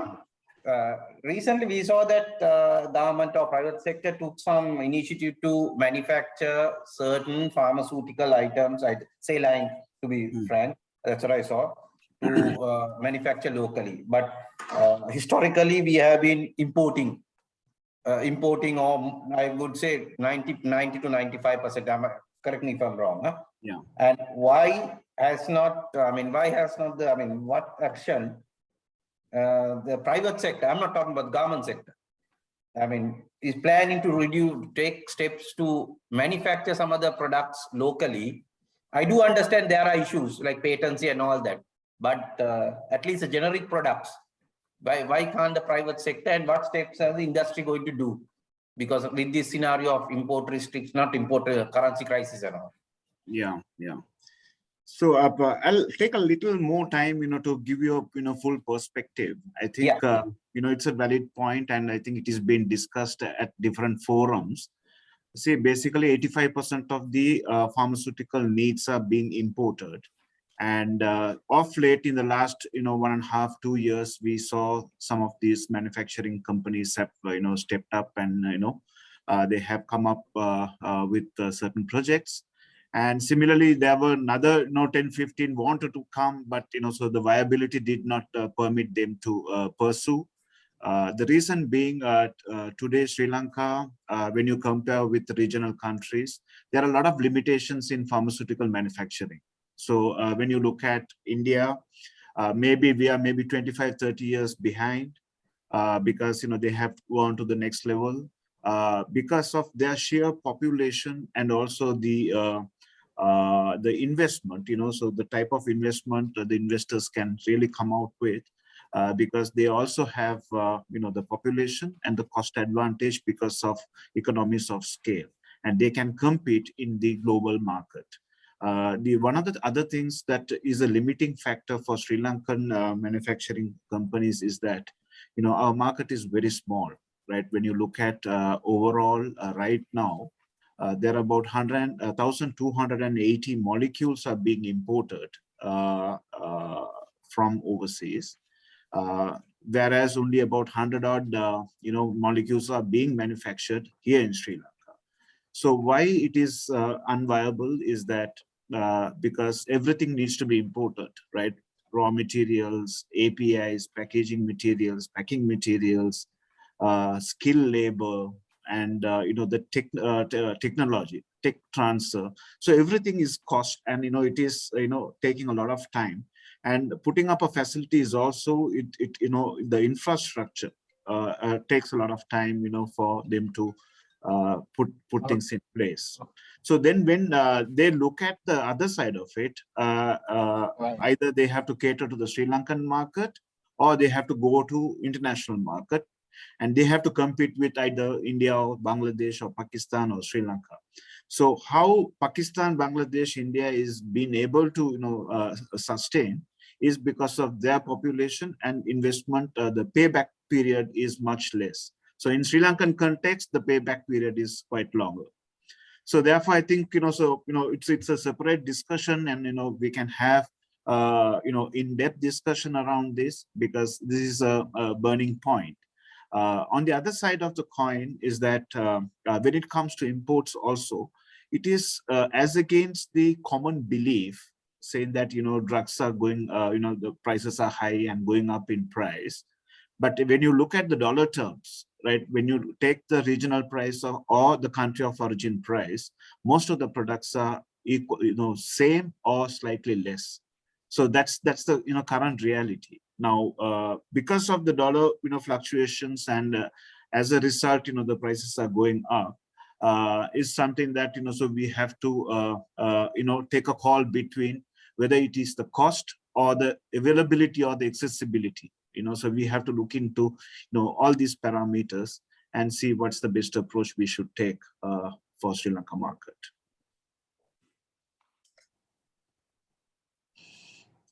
Thank you, Assam. Sarita, you are there? Sarita? Yeah. Yeah. Sarita, now, modern trade is becoming very popular, more than the normal, the market trade or polo or whatever.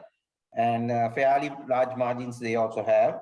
And first one is, Sarita, how is it now at a time like this where food inflation is rising, and the consumer, where the food cost is going up, and there is a food food issue, because, and so like during COVID time, we saw some small players doing excellent distribution compared to the big boys, right?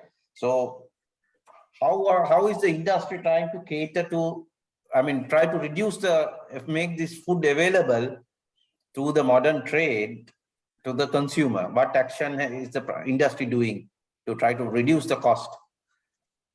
A few things here, Adrian, is that if you look at about 80 to 90, about 80% of the products that is sold in either supermarkets or grocery shops up, which has a MRP. When I say MRP, is the price of the product is determined by the manufacturer, and they give a certain margin for the retailers to manage their expenses. So that's how it is. While the balance 20% is where it is the products are where the pricing will depend on the sourcing. And that is where a larger player would have a certain advantage over a smaller player simply because of that. Let's say when it comes to the fresh produce, you will buy, when I say you, a larger player, like let's say take Kills, we have about 8 to 9 collection centers where we work with the farmer directly from the farm gate, and thereby you're taking away the middleman. And in that context, the pricing would be sharper, and then you'll pass on the benefit to the consumer. So that is something that would continuously happen. Then also what the modern trade players they are doing today is also looking at directly importing products. Let's say even over the last few months, we have been directly importing sugar, certain varieties of rice, and you find that with the direct import, you are able to pass on the benefit to the consumer. So yes, there is a need that has to happen, and that is how where the modern traders have worked on is to source cheap, source at a much sharper price, and pass on the benefit to the consumer. While that is also happening, in terms of operationally, also the modern trade retailer have also had a certain increase in their cost. Firstly, with the transportation cost has gone up with the increase in the fuel prices. Then we are also expecting the electricity prices to also go up and even the the cost of staff cost has also increased with the salaries also going up. In addition to that, we are expecting from the 1st of April a social service levy. That is a new tax that is to come into play, and that is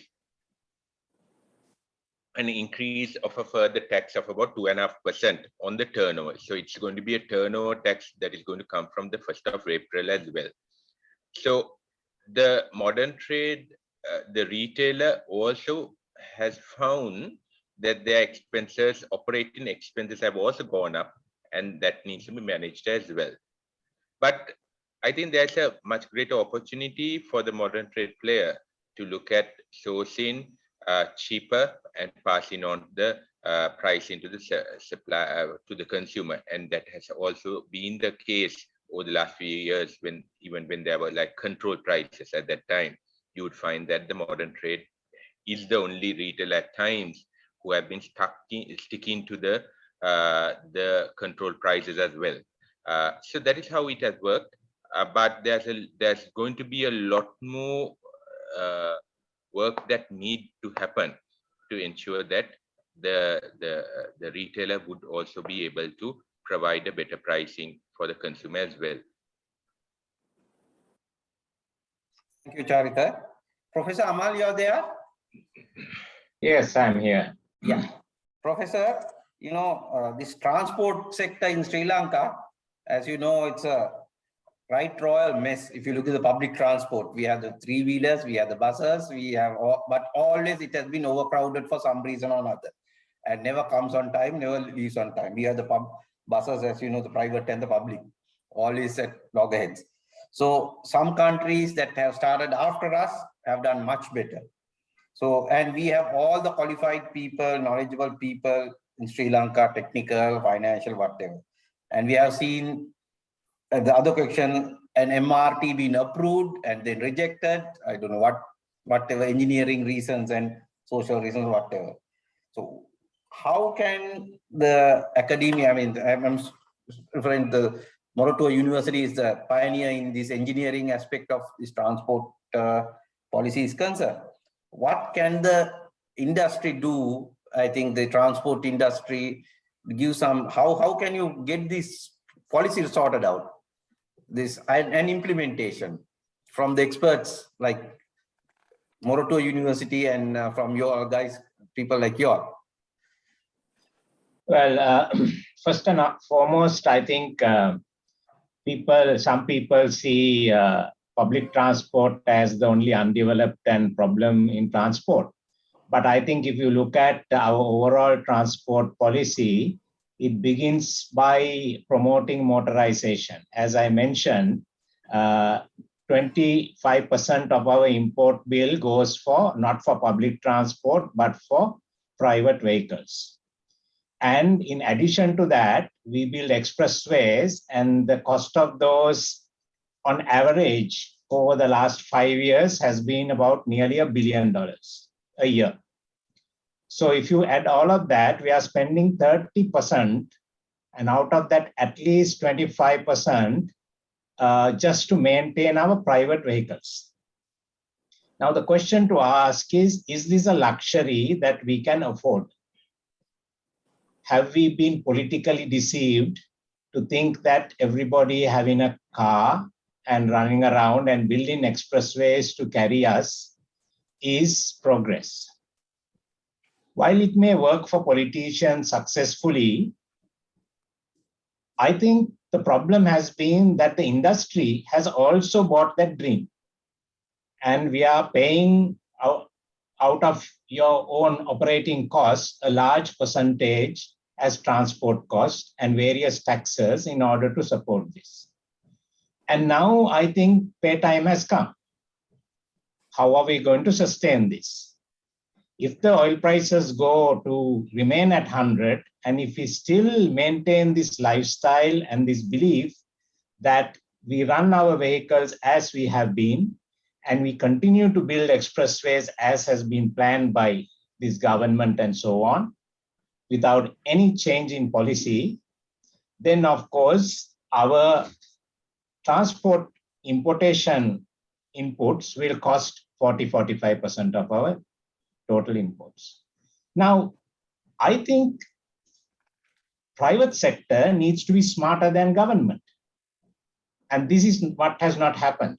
Academia is not supported when these facts are presented, because most often industry believes, in the dream. If it is sustainable, if it is viable, it's a good dream to follow. Countries need dreams. But now it's nightmare time. And now we need to know how to get out of this. It's not because academia and the professionals have remained silent.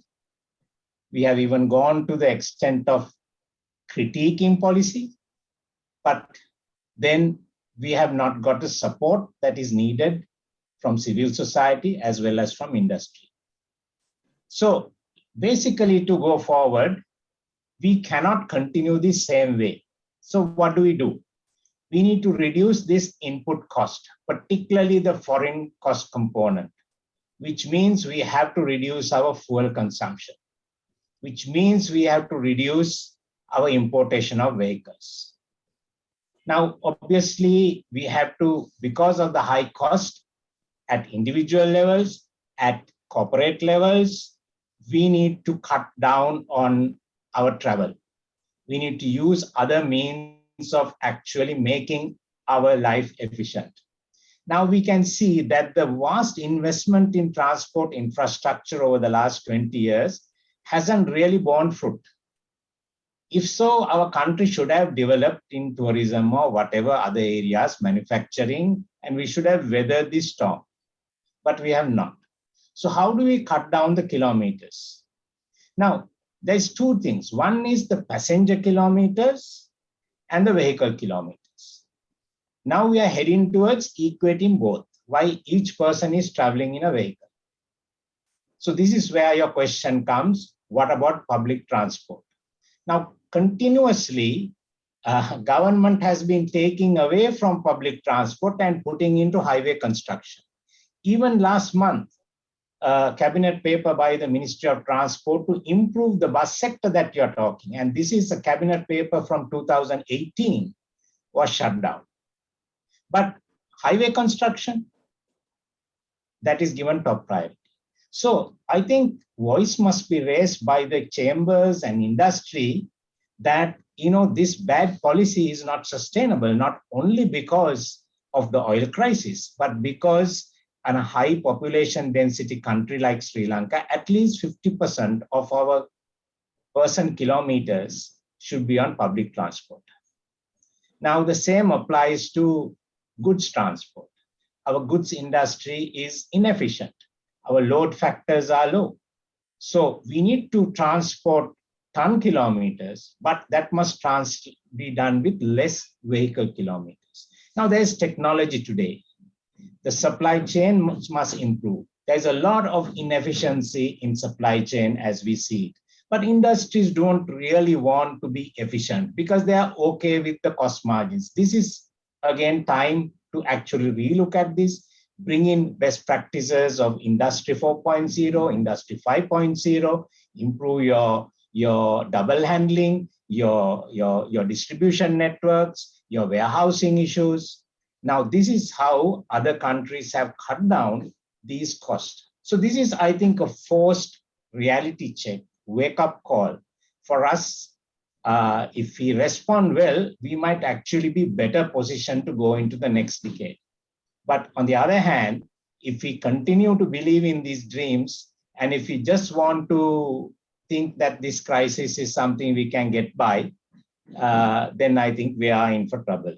So I think we should not be looking continuously back at the past, but we need to learn the critical messages. If we don't learn the messages of wrong things we have done, and we believe those are just misfortunes for us, then I think we are going the wrong way. Thank you, Professor.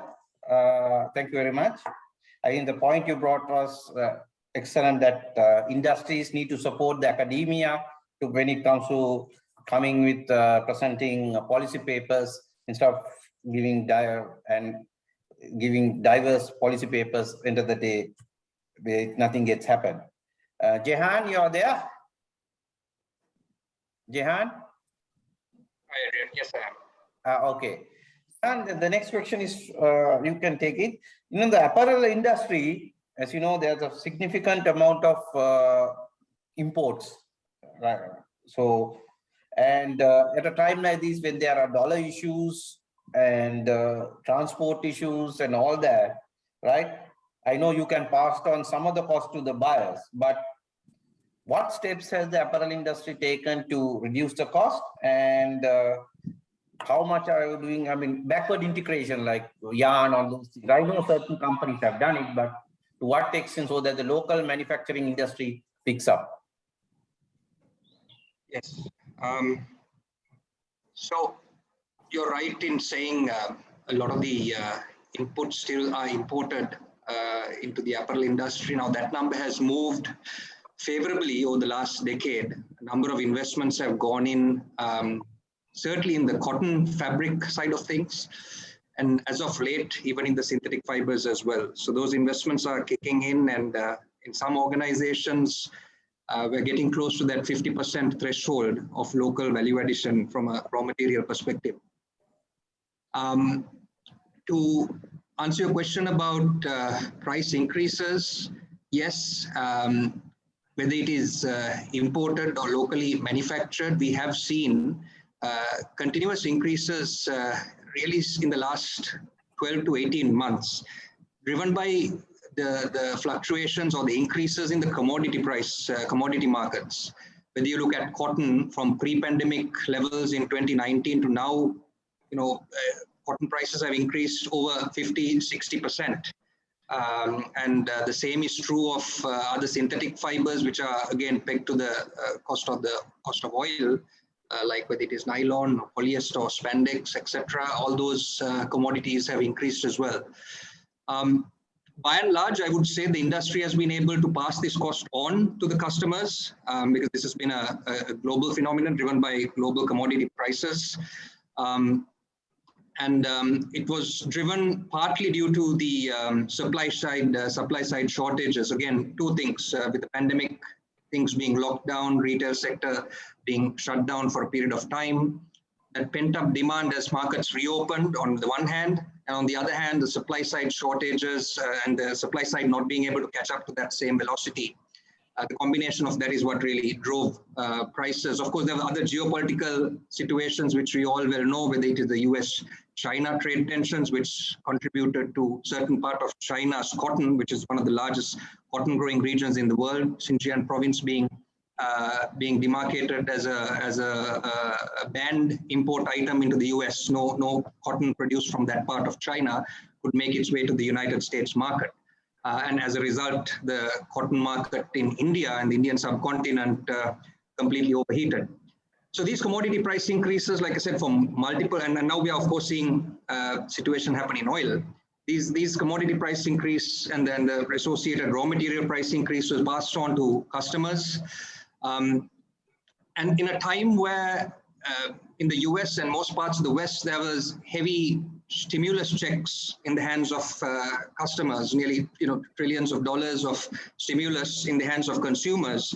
So brands were in turn able to pass those cost increments on to their consumers, and there was money flowing in the system, which was able to pick up those products even at inflated prices. One matter that helped in that particular example is that the ticket price on garments necessarily didn't increase, but the culture of deep discounted ways of selling apparel, that was reversed. So it was really the discounts that were taken away, and now retailers were selling product at full price.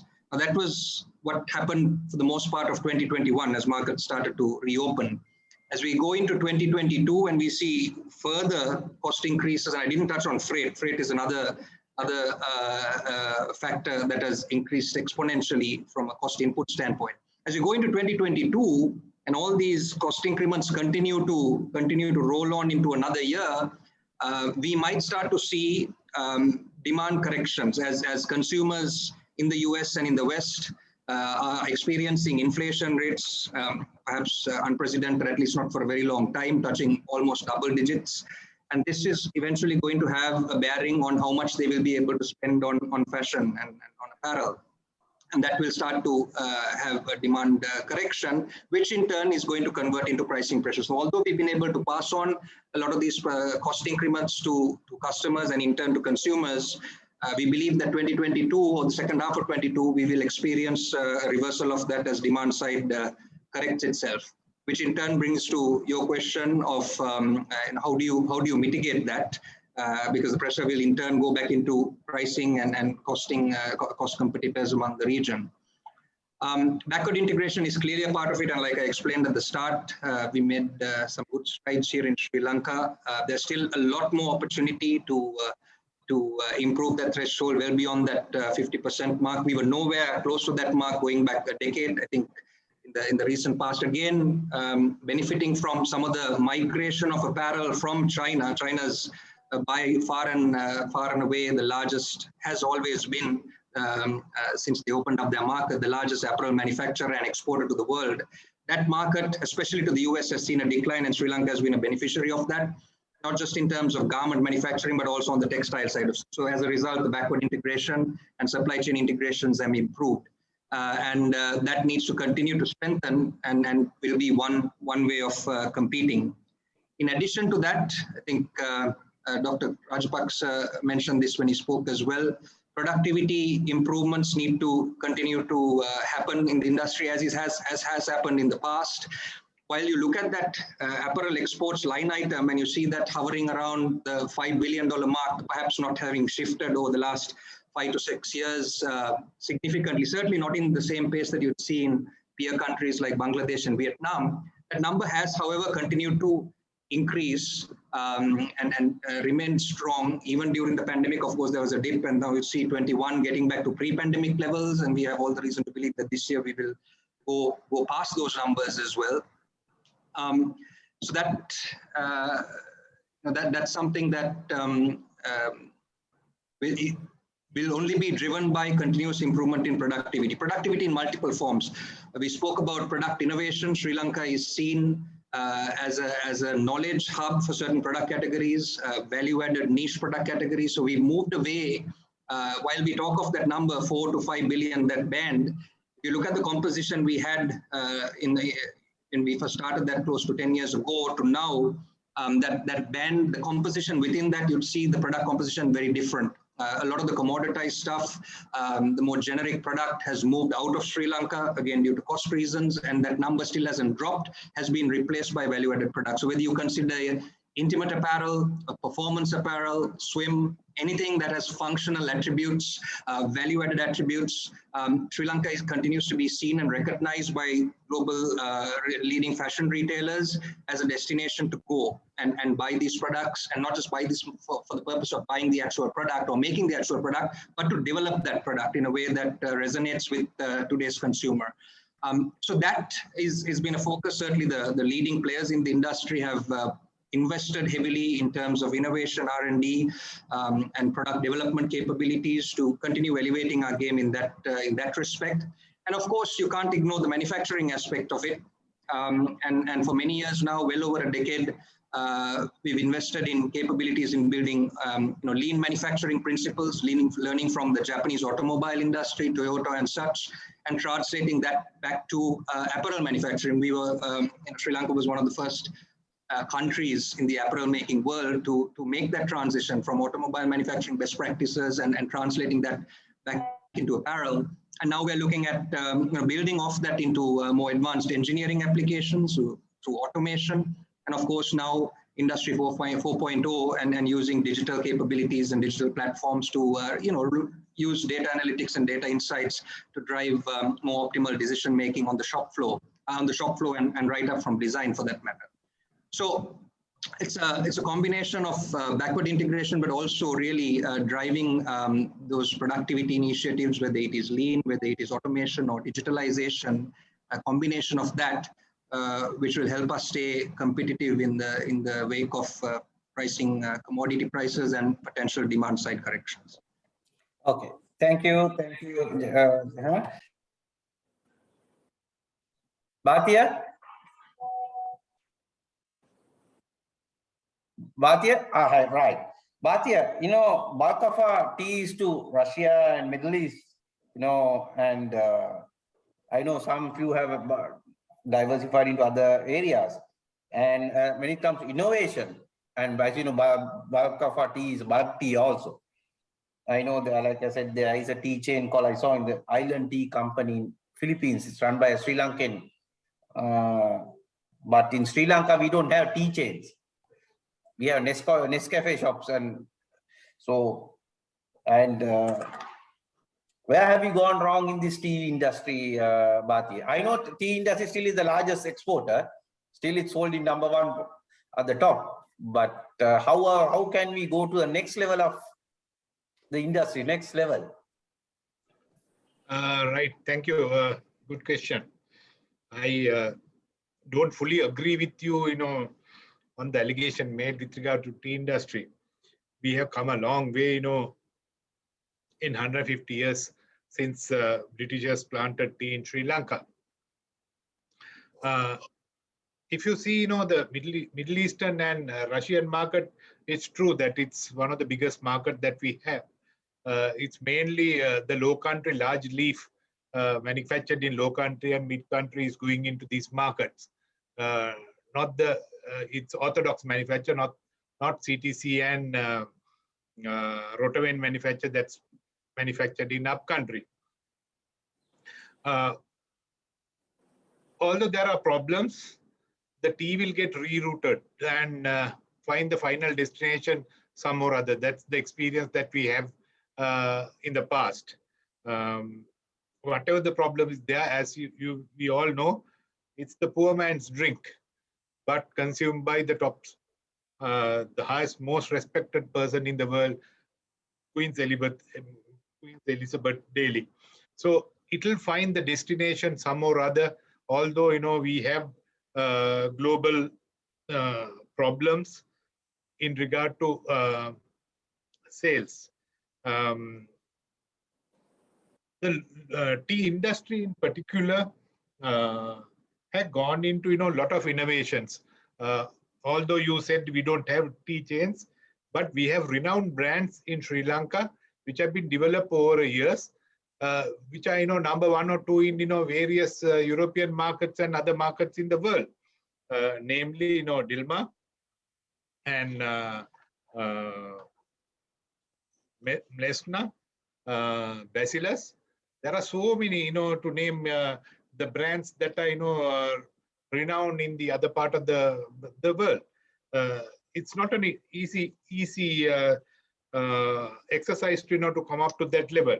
Also, there are, Heladiva and, various other people have developed various innovative products in the tea market, RTD, ready to drink tea, iced tea, and very soon you will see, no tea bag concept, tea coming in concentrated tea cans. So likewise, there are a lot of value addition going into this industry, but I agreed it's not fast as the other industries that are started in the recent past.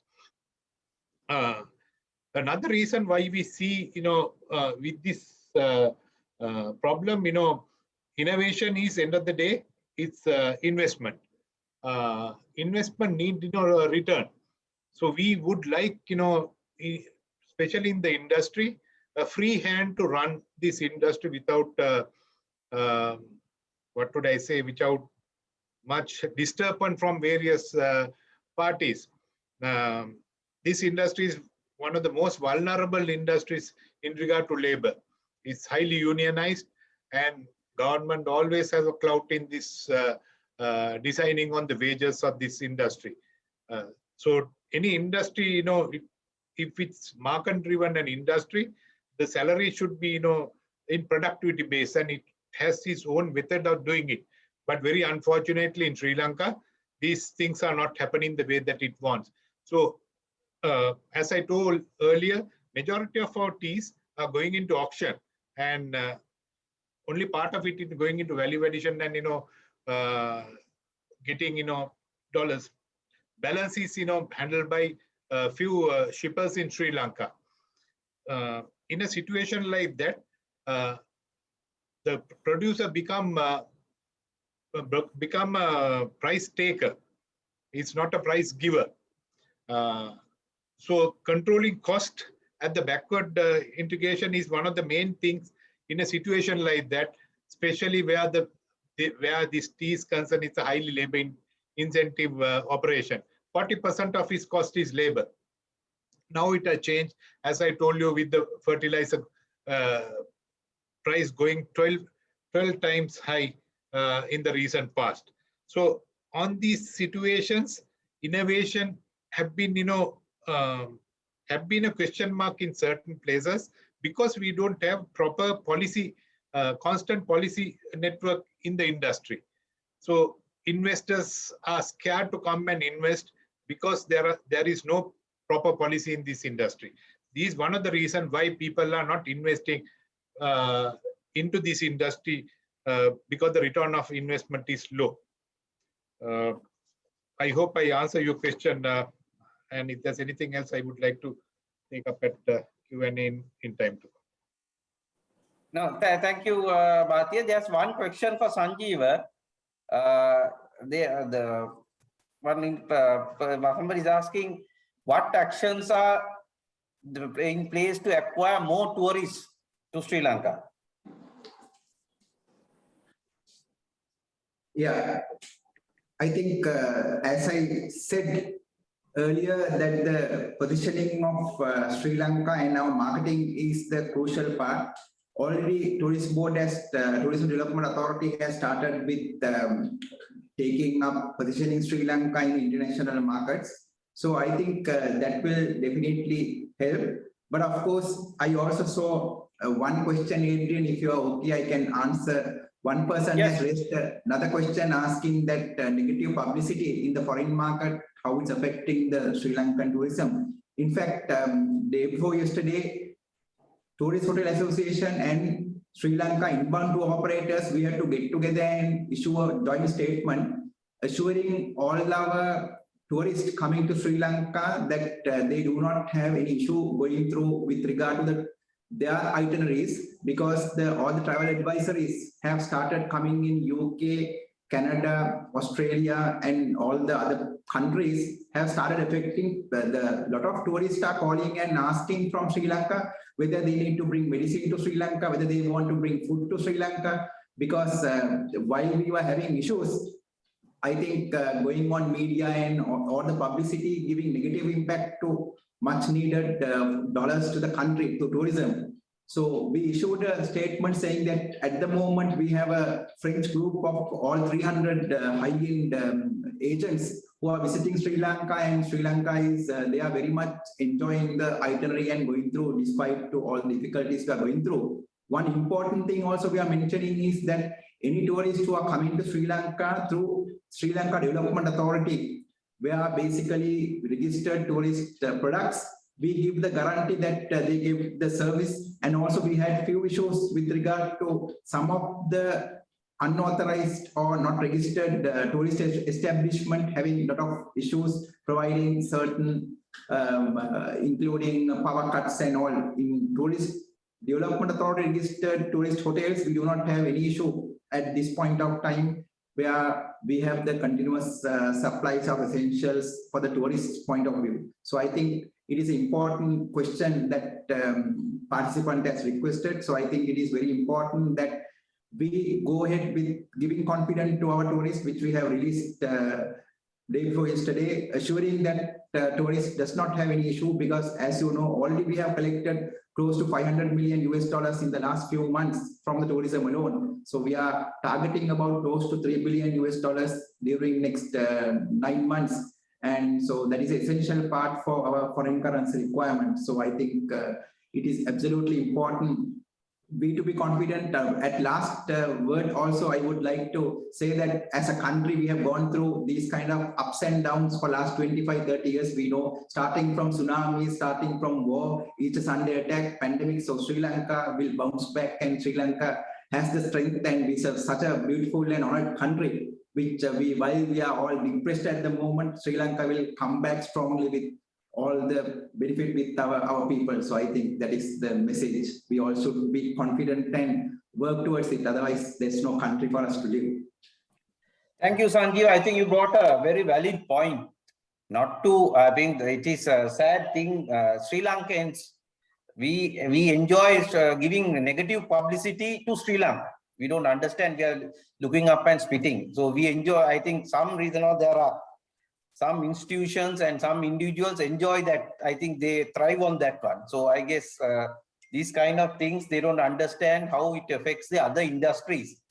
They rephrase it, if I say, telling the truth, but they don't understand their repercussions externally, their serious repercussions. So I think that's a very valid point, not only for tourism, even for other industries. We have to be very careful in what we are saying. I do take your point. We have internal problems, but internal problems have to be sorted out internally. We should not go and tell the next door neighbor. So we enjoy this. Some of Sri Lankans enjoy that, saying, I guess they enjoy this publicity because that's what the media enjoys. So I think for all the industry players, I think that is important. I'm not saying to make it honky-dory and very beautiful, but we do understand we have issues, but we have to take the point that not to go and slander our own country. Thank you, Sanjeeva. And before I finish, I would, we are on time. I would like to invite Professor Vatavala for he would like to make some closing up remarks and comments. Professor, you are there? Professor? Yeah, I'm there. Yeah. Okay, thank you. Thank you, Adrian. What I was wanting to say is that we have had a very, very useful, fruitful panel discussion. Only thing is that Professor Sirimaman Pure Kolombeke couldn't participate because of the power cut. You know, I was trying to see how soon that he can come in.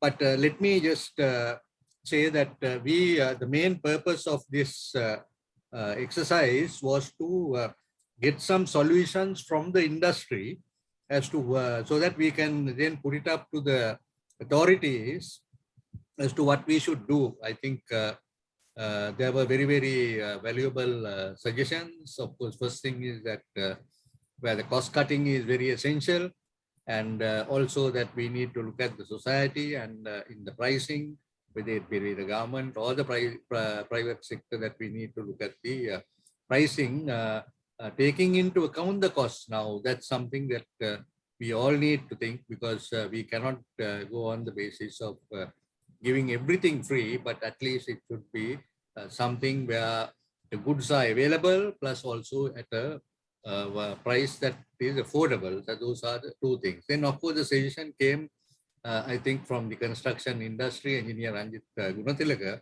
about the dollar. You know, now this dollar could be an internal arrangement for the construction industry and any other industries that want to go it, because I don't think that the government might want to make any sort of official statement, but it will have to go, because that will be one way that you can offset the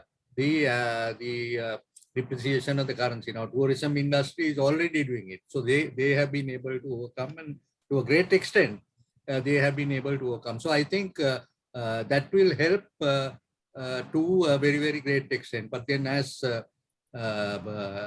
Dr. Tilak Siambalapitiya mentioned, whether in the power industry, whether in the energy industry, in the electricity, whether this could be done or whether this would be applicable to the industrial sector, because I don't think that we can go on the basis of dollars for the normal citizens, but that may be the bigger amount.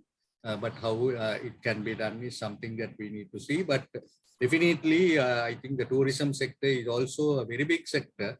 So you may need to discuss and see how, if the dollar billing is done, how it can really help you.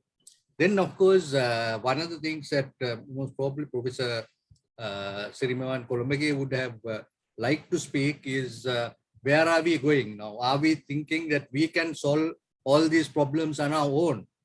Or do we need to do now? We are already going to the friendly countries, so that is okay that we are getting them. But should we not have a some sort of sustainable solution? Because our friendly countries are not going to help us every day unless we are able to stand on our own. You know? So I think what we are now doing on the pricing policies and other policies, and if we cut down our expenditure, we will be able to prepare a situation that IMF will take a favorable look at us. So definitely why IMF is required is now, we are having a serious situation on the foreign exchange. If we had come to an arrangement with the IMF, then they would have given us these dollars in order that we could have imported whatever, either it's the fuel or the gas or whatever, the raw materials, then our industries and the machinery would have been going. People would not have had to wait in the queue. So this, I think, is government is already now talking on it, but definitely they have to put their house in order. So that's one thing that I think will definitely happen, and we need to go for that, because that will be a strength for us. Otherwise, every day we will have to go to India, or we will have to go to China, or we will have to go to USA or somewhere. But if we have, because these are international agencies whose function is to help countries that are having this sort of problem. So I don't think that there is any shame on our part, but it will be something that good that we are going to do for the citizens. Because we can't say that we are not going to pay debt, then we will be in a worse soup than earlier. But let us then discuss and see whether we can restructure all these things. Then the SOEs, definitely they need to be, because I don't think that these are very, very major decisions. If you tell the SOEs every quarter, like the public quoted companies, you submit your accounts and publish it and make it public, definitely everyone will know what is happening. They can't run every month with big losses. They will have to say, then the government will have to look at the pricing they are doing. If it is a pricing that is based on the cost, if it is something they are asking to price below, then certainly they have to give a subsidy. These are things that are there not only in World Bank, but even in either you increase the price or government gives a subsidy. If the government is going to give a subsidy, then they have to see how they can give that subsidy. So the parliament will also know how much of subsidy is being given. Then we can see the efficiency, because efficiency and productivity is very essential. That is why we said that this costing is very important. Costing is important. Societal costing is important. But the benefit can come only from efficiency, from productivity. If you ask the garment industry, they will tell you how it was done. If you ask the tourism, the construction industry, the real meaning is there, efficiency, productivity, even the plantation sector. If the outputs can be increased, certainly the cost will come down. So this is why costing is very, very important. Costing will bring in efficiency, costing will bring in productivity, and many other things that the government can really bring in. All these inefficient state organizations, if they have this sort of thing, certainly this will really assist them. So I think we will also get some additional input from our panelists so that we can prepare this paper within by Monday or Tuesday. During the weekend, if you can send whatever points that you have, we will put it together and we will submit it to the authorities, and then we will see where we can go. So I must once again thank all our panelists, because it was this was a very topic that everyone was wanting to listen to. So we had the industry experts who came and told. I know that there are certain sectors that we have been left out, maybe like the printing industry that was mentioned, but unfortunately we were not able to get everyone. But I think the major industries were there. Then certain solutions that were given, which will really help us. So I will hand over to Adrian. I think you can invite for the vote of thanks, Adrian. Thank you, Professor. Now I would like to thank all the panelists for your excellent comments and practical comments and output. That was very important. I would like to invite Mr. Hennaka Bandara, the Vice President of CMA, and President Safa to give the vote of thanks. Over to Hennaka. Thank you, Mr. Adrian. Please bear with me because I was not able to join the program at the very beginning due to the power cut. Let me see whether I can do the justice. Our valued speakers, panelists, and participants, ladies and gentlemen, on behalf of CMA, I am glad to propose this vote of thanks after a very successful webinar and the discussion conducted by the eminent speakers and sector experts on the subject area. When we talk about the impact of currency fluctuations, the general view is that currency fluctuations arise from the floating exchange rate system, which is followed by most economies. The speakers and panelists are of the view that the fluctuation of country's currency can have a far-reaching impact on various sectors of the country's economy, consumers, and businesses. This means that whether a country's currency appreciates or depreciates, it will have both positive and negative impact on the country's economy, depending on the sector.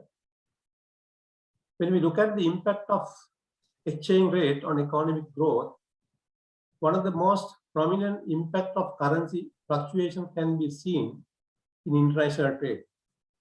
Generally, a weaker currency stimulates exports and make imports expensive, thus increasing the country's trade deficit depending on the sector. On the other hand, a strong currency can reduce exports and make imports cheaper, effectively widen the trade deficit. But in reality, it might not be so. Currency fluctuation also have a significant impact on the consumers as well as businesses. The weak currency increases the cost of imports, and eventually this cost is borne by the consumers, but it may help domestic businesses to sell more locally by reducing the country's imports. With that note, I would like to thank all our speakers, panelists, and our moderator for sharing your knowledge, expertise, and experience to educate the participants on a timely, important topic, which has an impact on our day-to-day life, and for taking time off from your work schedule to be with us this afternoon. I'm sure that the matters discussed by the speakers and panelists will assist all our participants to be aware of as to why all of us are facing all these issues and why the authorities have failed to take appropriate decisions on time. Let me also thank our President, Professor Lakshman Watavala, for organizing this seminar under the CPD program on a timely, relevant topic to enhance the knowledge of our members and all other interested parties. Finally, I would like to thank all our council members, members of the Institute for your participation and sending questions. Let me also thank the CMA team for the support extended to conduct this event. Thank you. Take care, stay safe. Over to you, Audrey. Thank you very much, ladies and gentlemen. Thank you very much, and have a good weekend, and take care, and good night. Thank you. Thank you very much, Adrian, for conducting the panel discussion. You did a very, very excellent job. So thank you very much. And thanks a lot to all the panelists and of course our President of SAFA, Mr. Hinai Komandar, and all the participants. I think we had about almost 400 participants who were there. And I'm sure that that shows the great interest that was there. And once again, let me also thank everyone for their participation. And certainly that there would be some good results from this seminar that we held today. Thank you and all the very best. Thank you. Thank you, Professor. Good night. Thanks. Thank you. Thank you.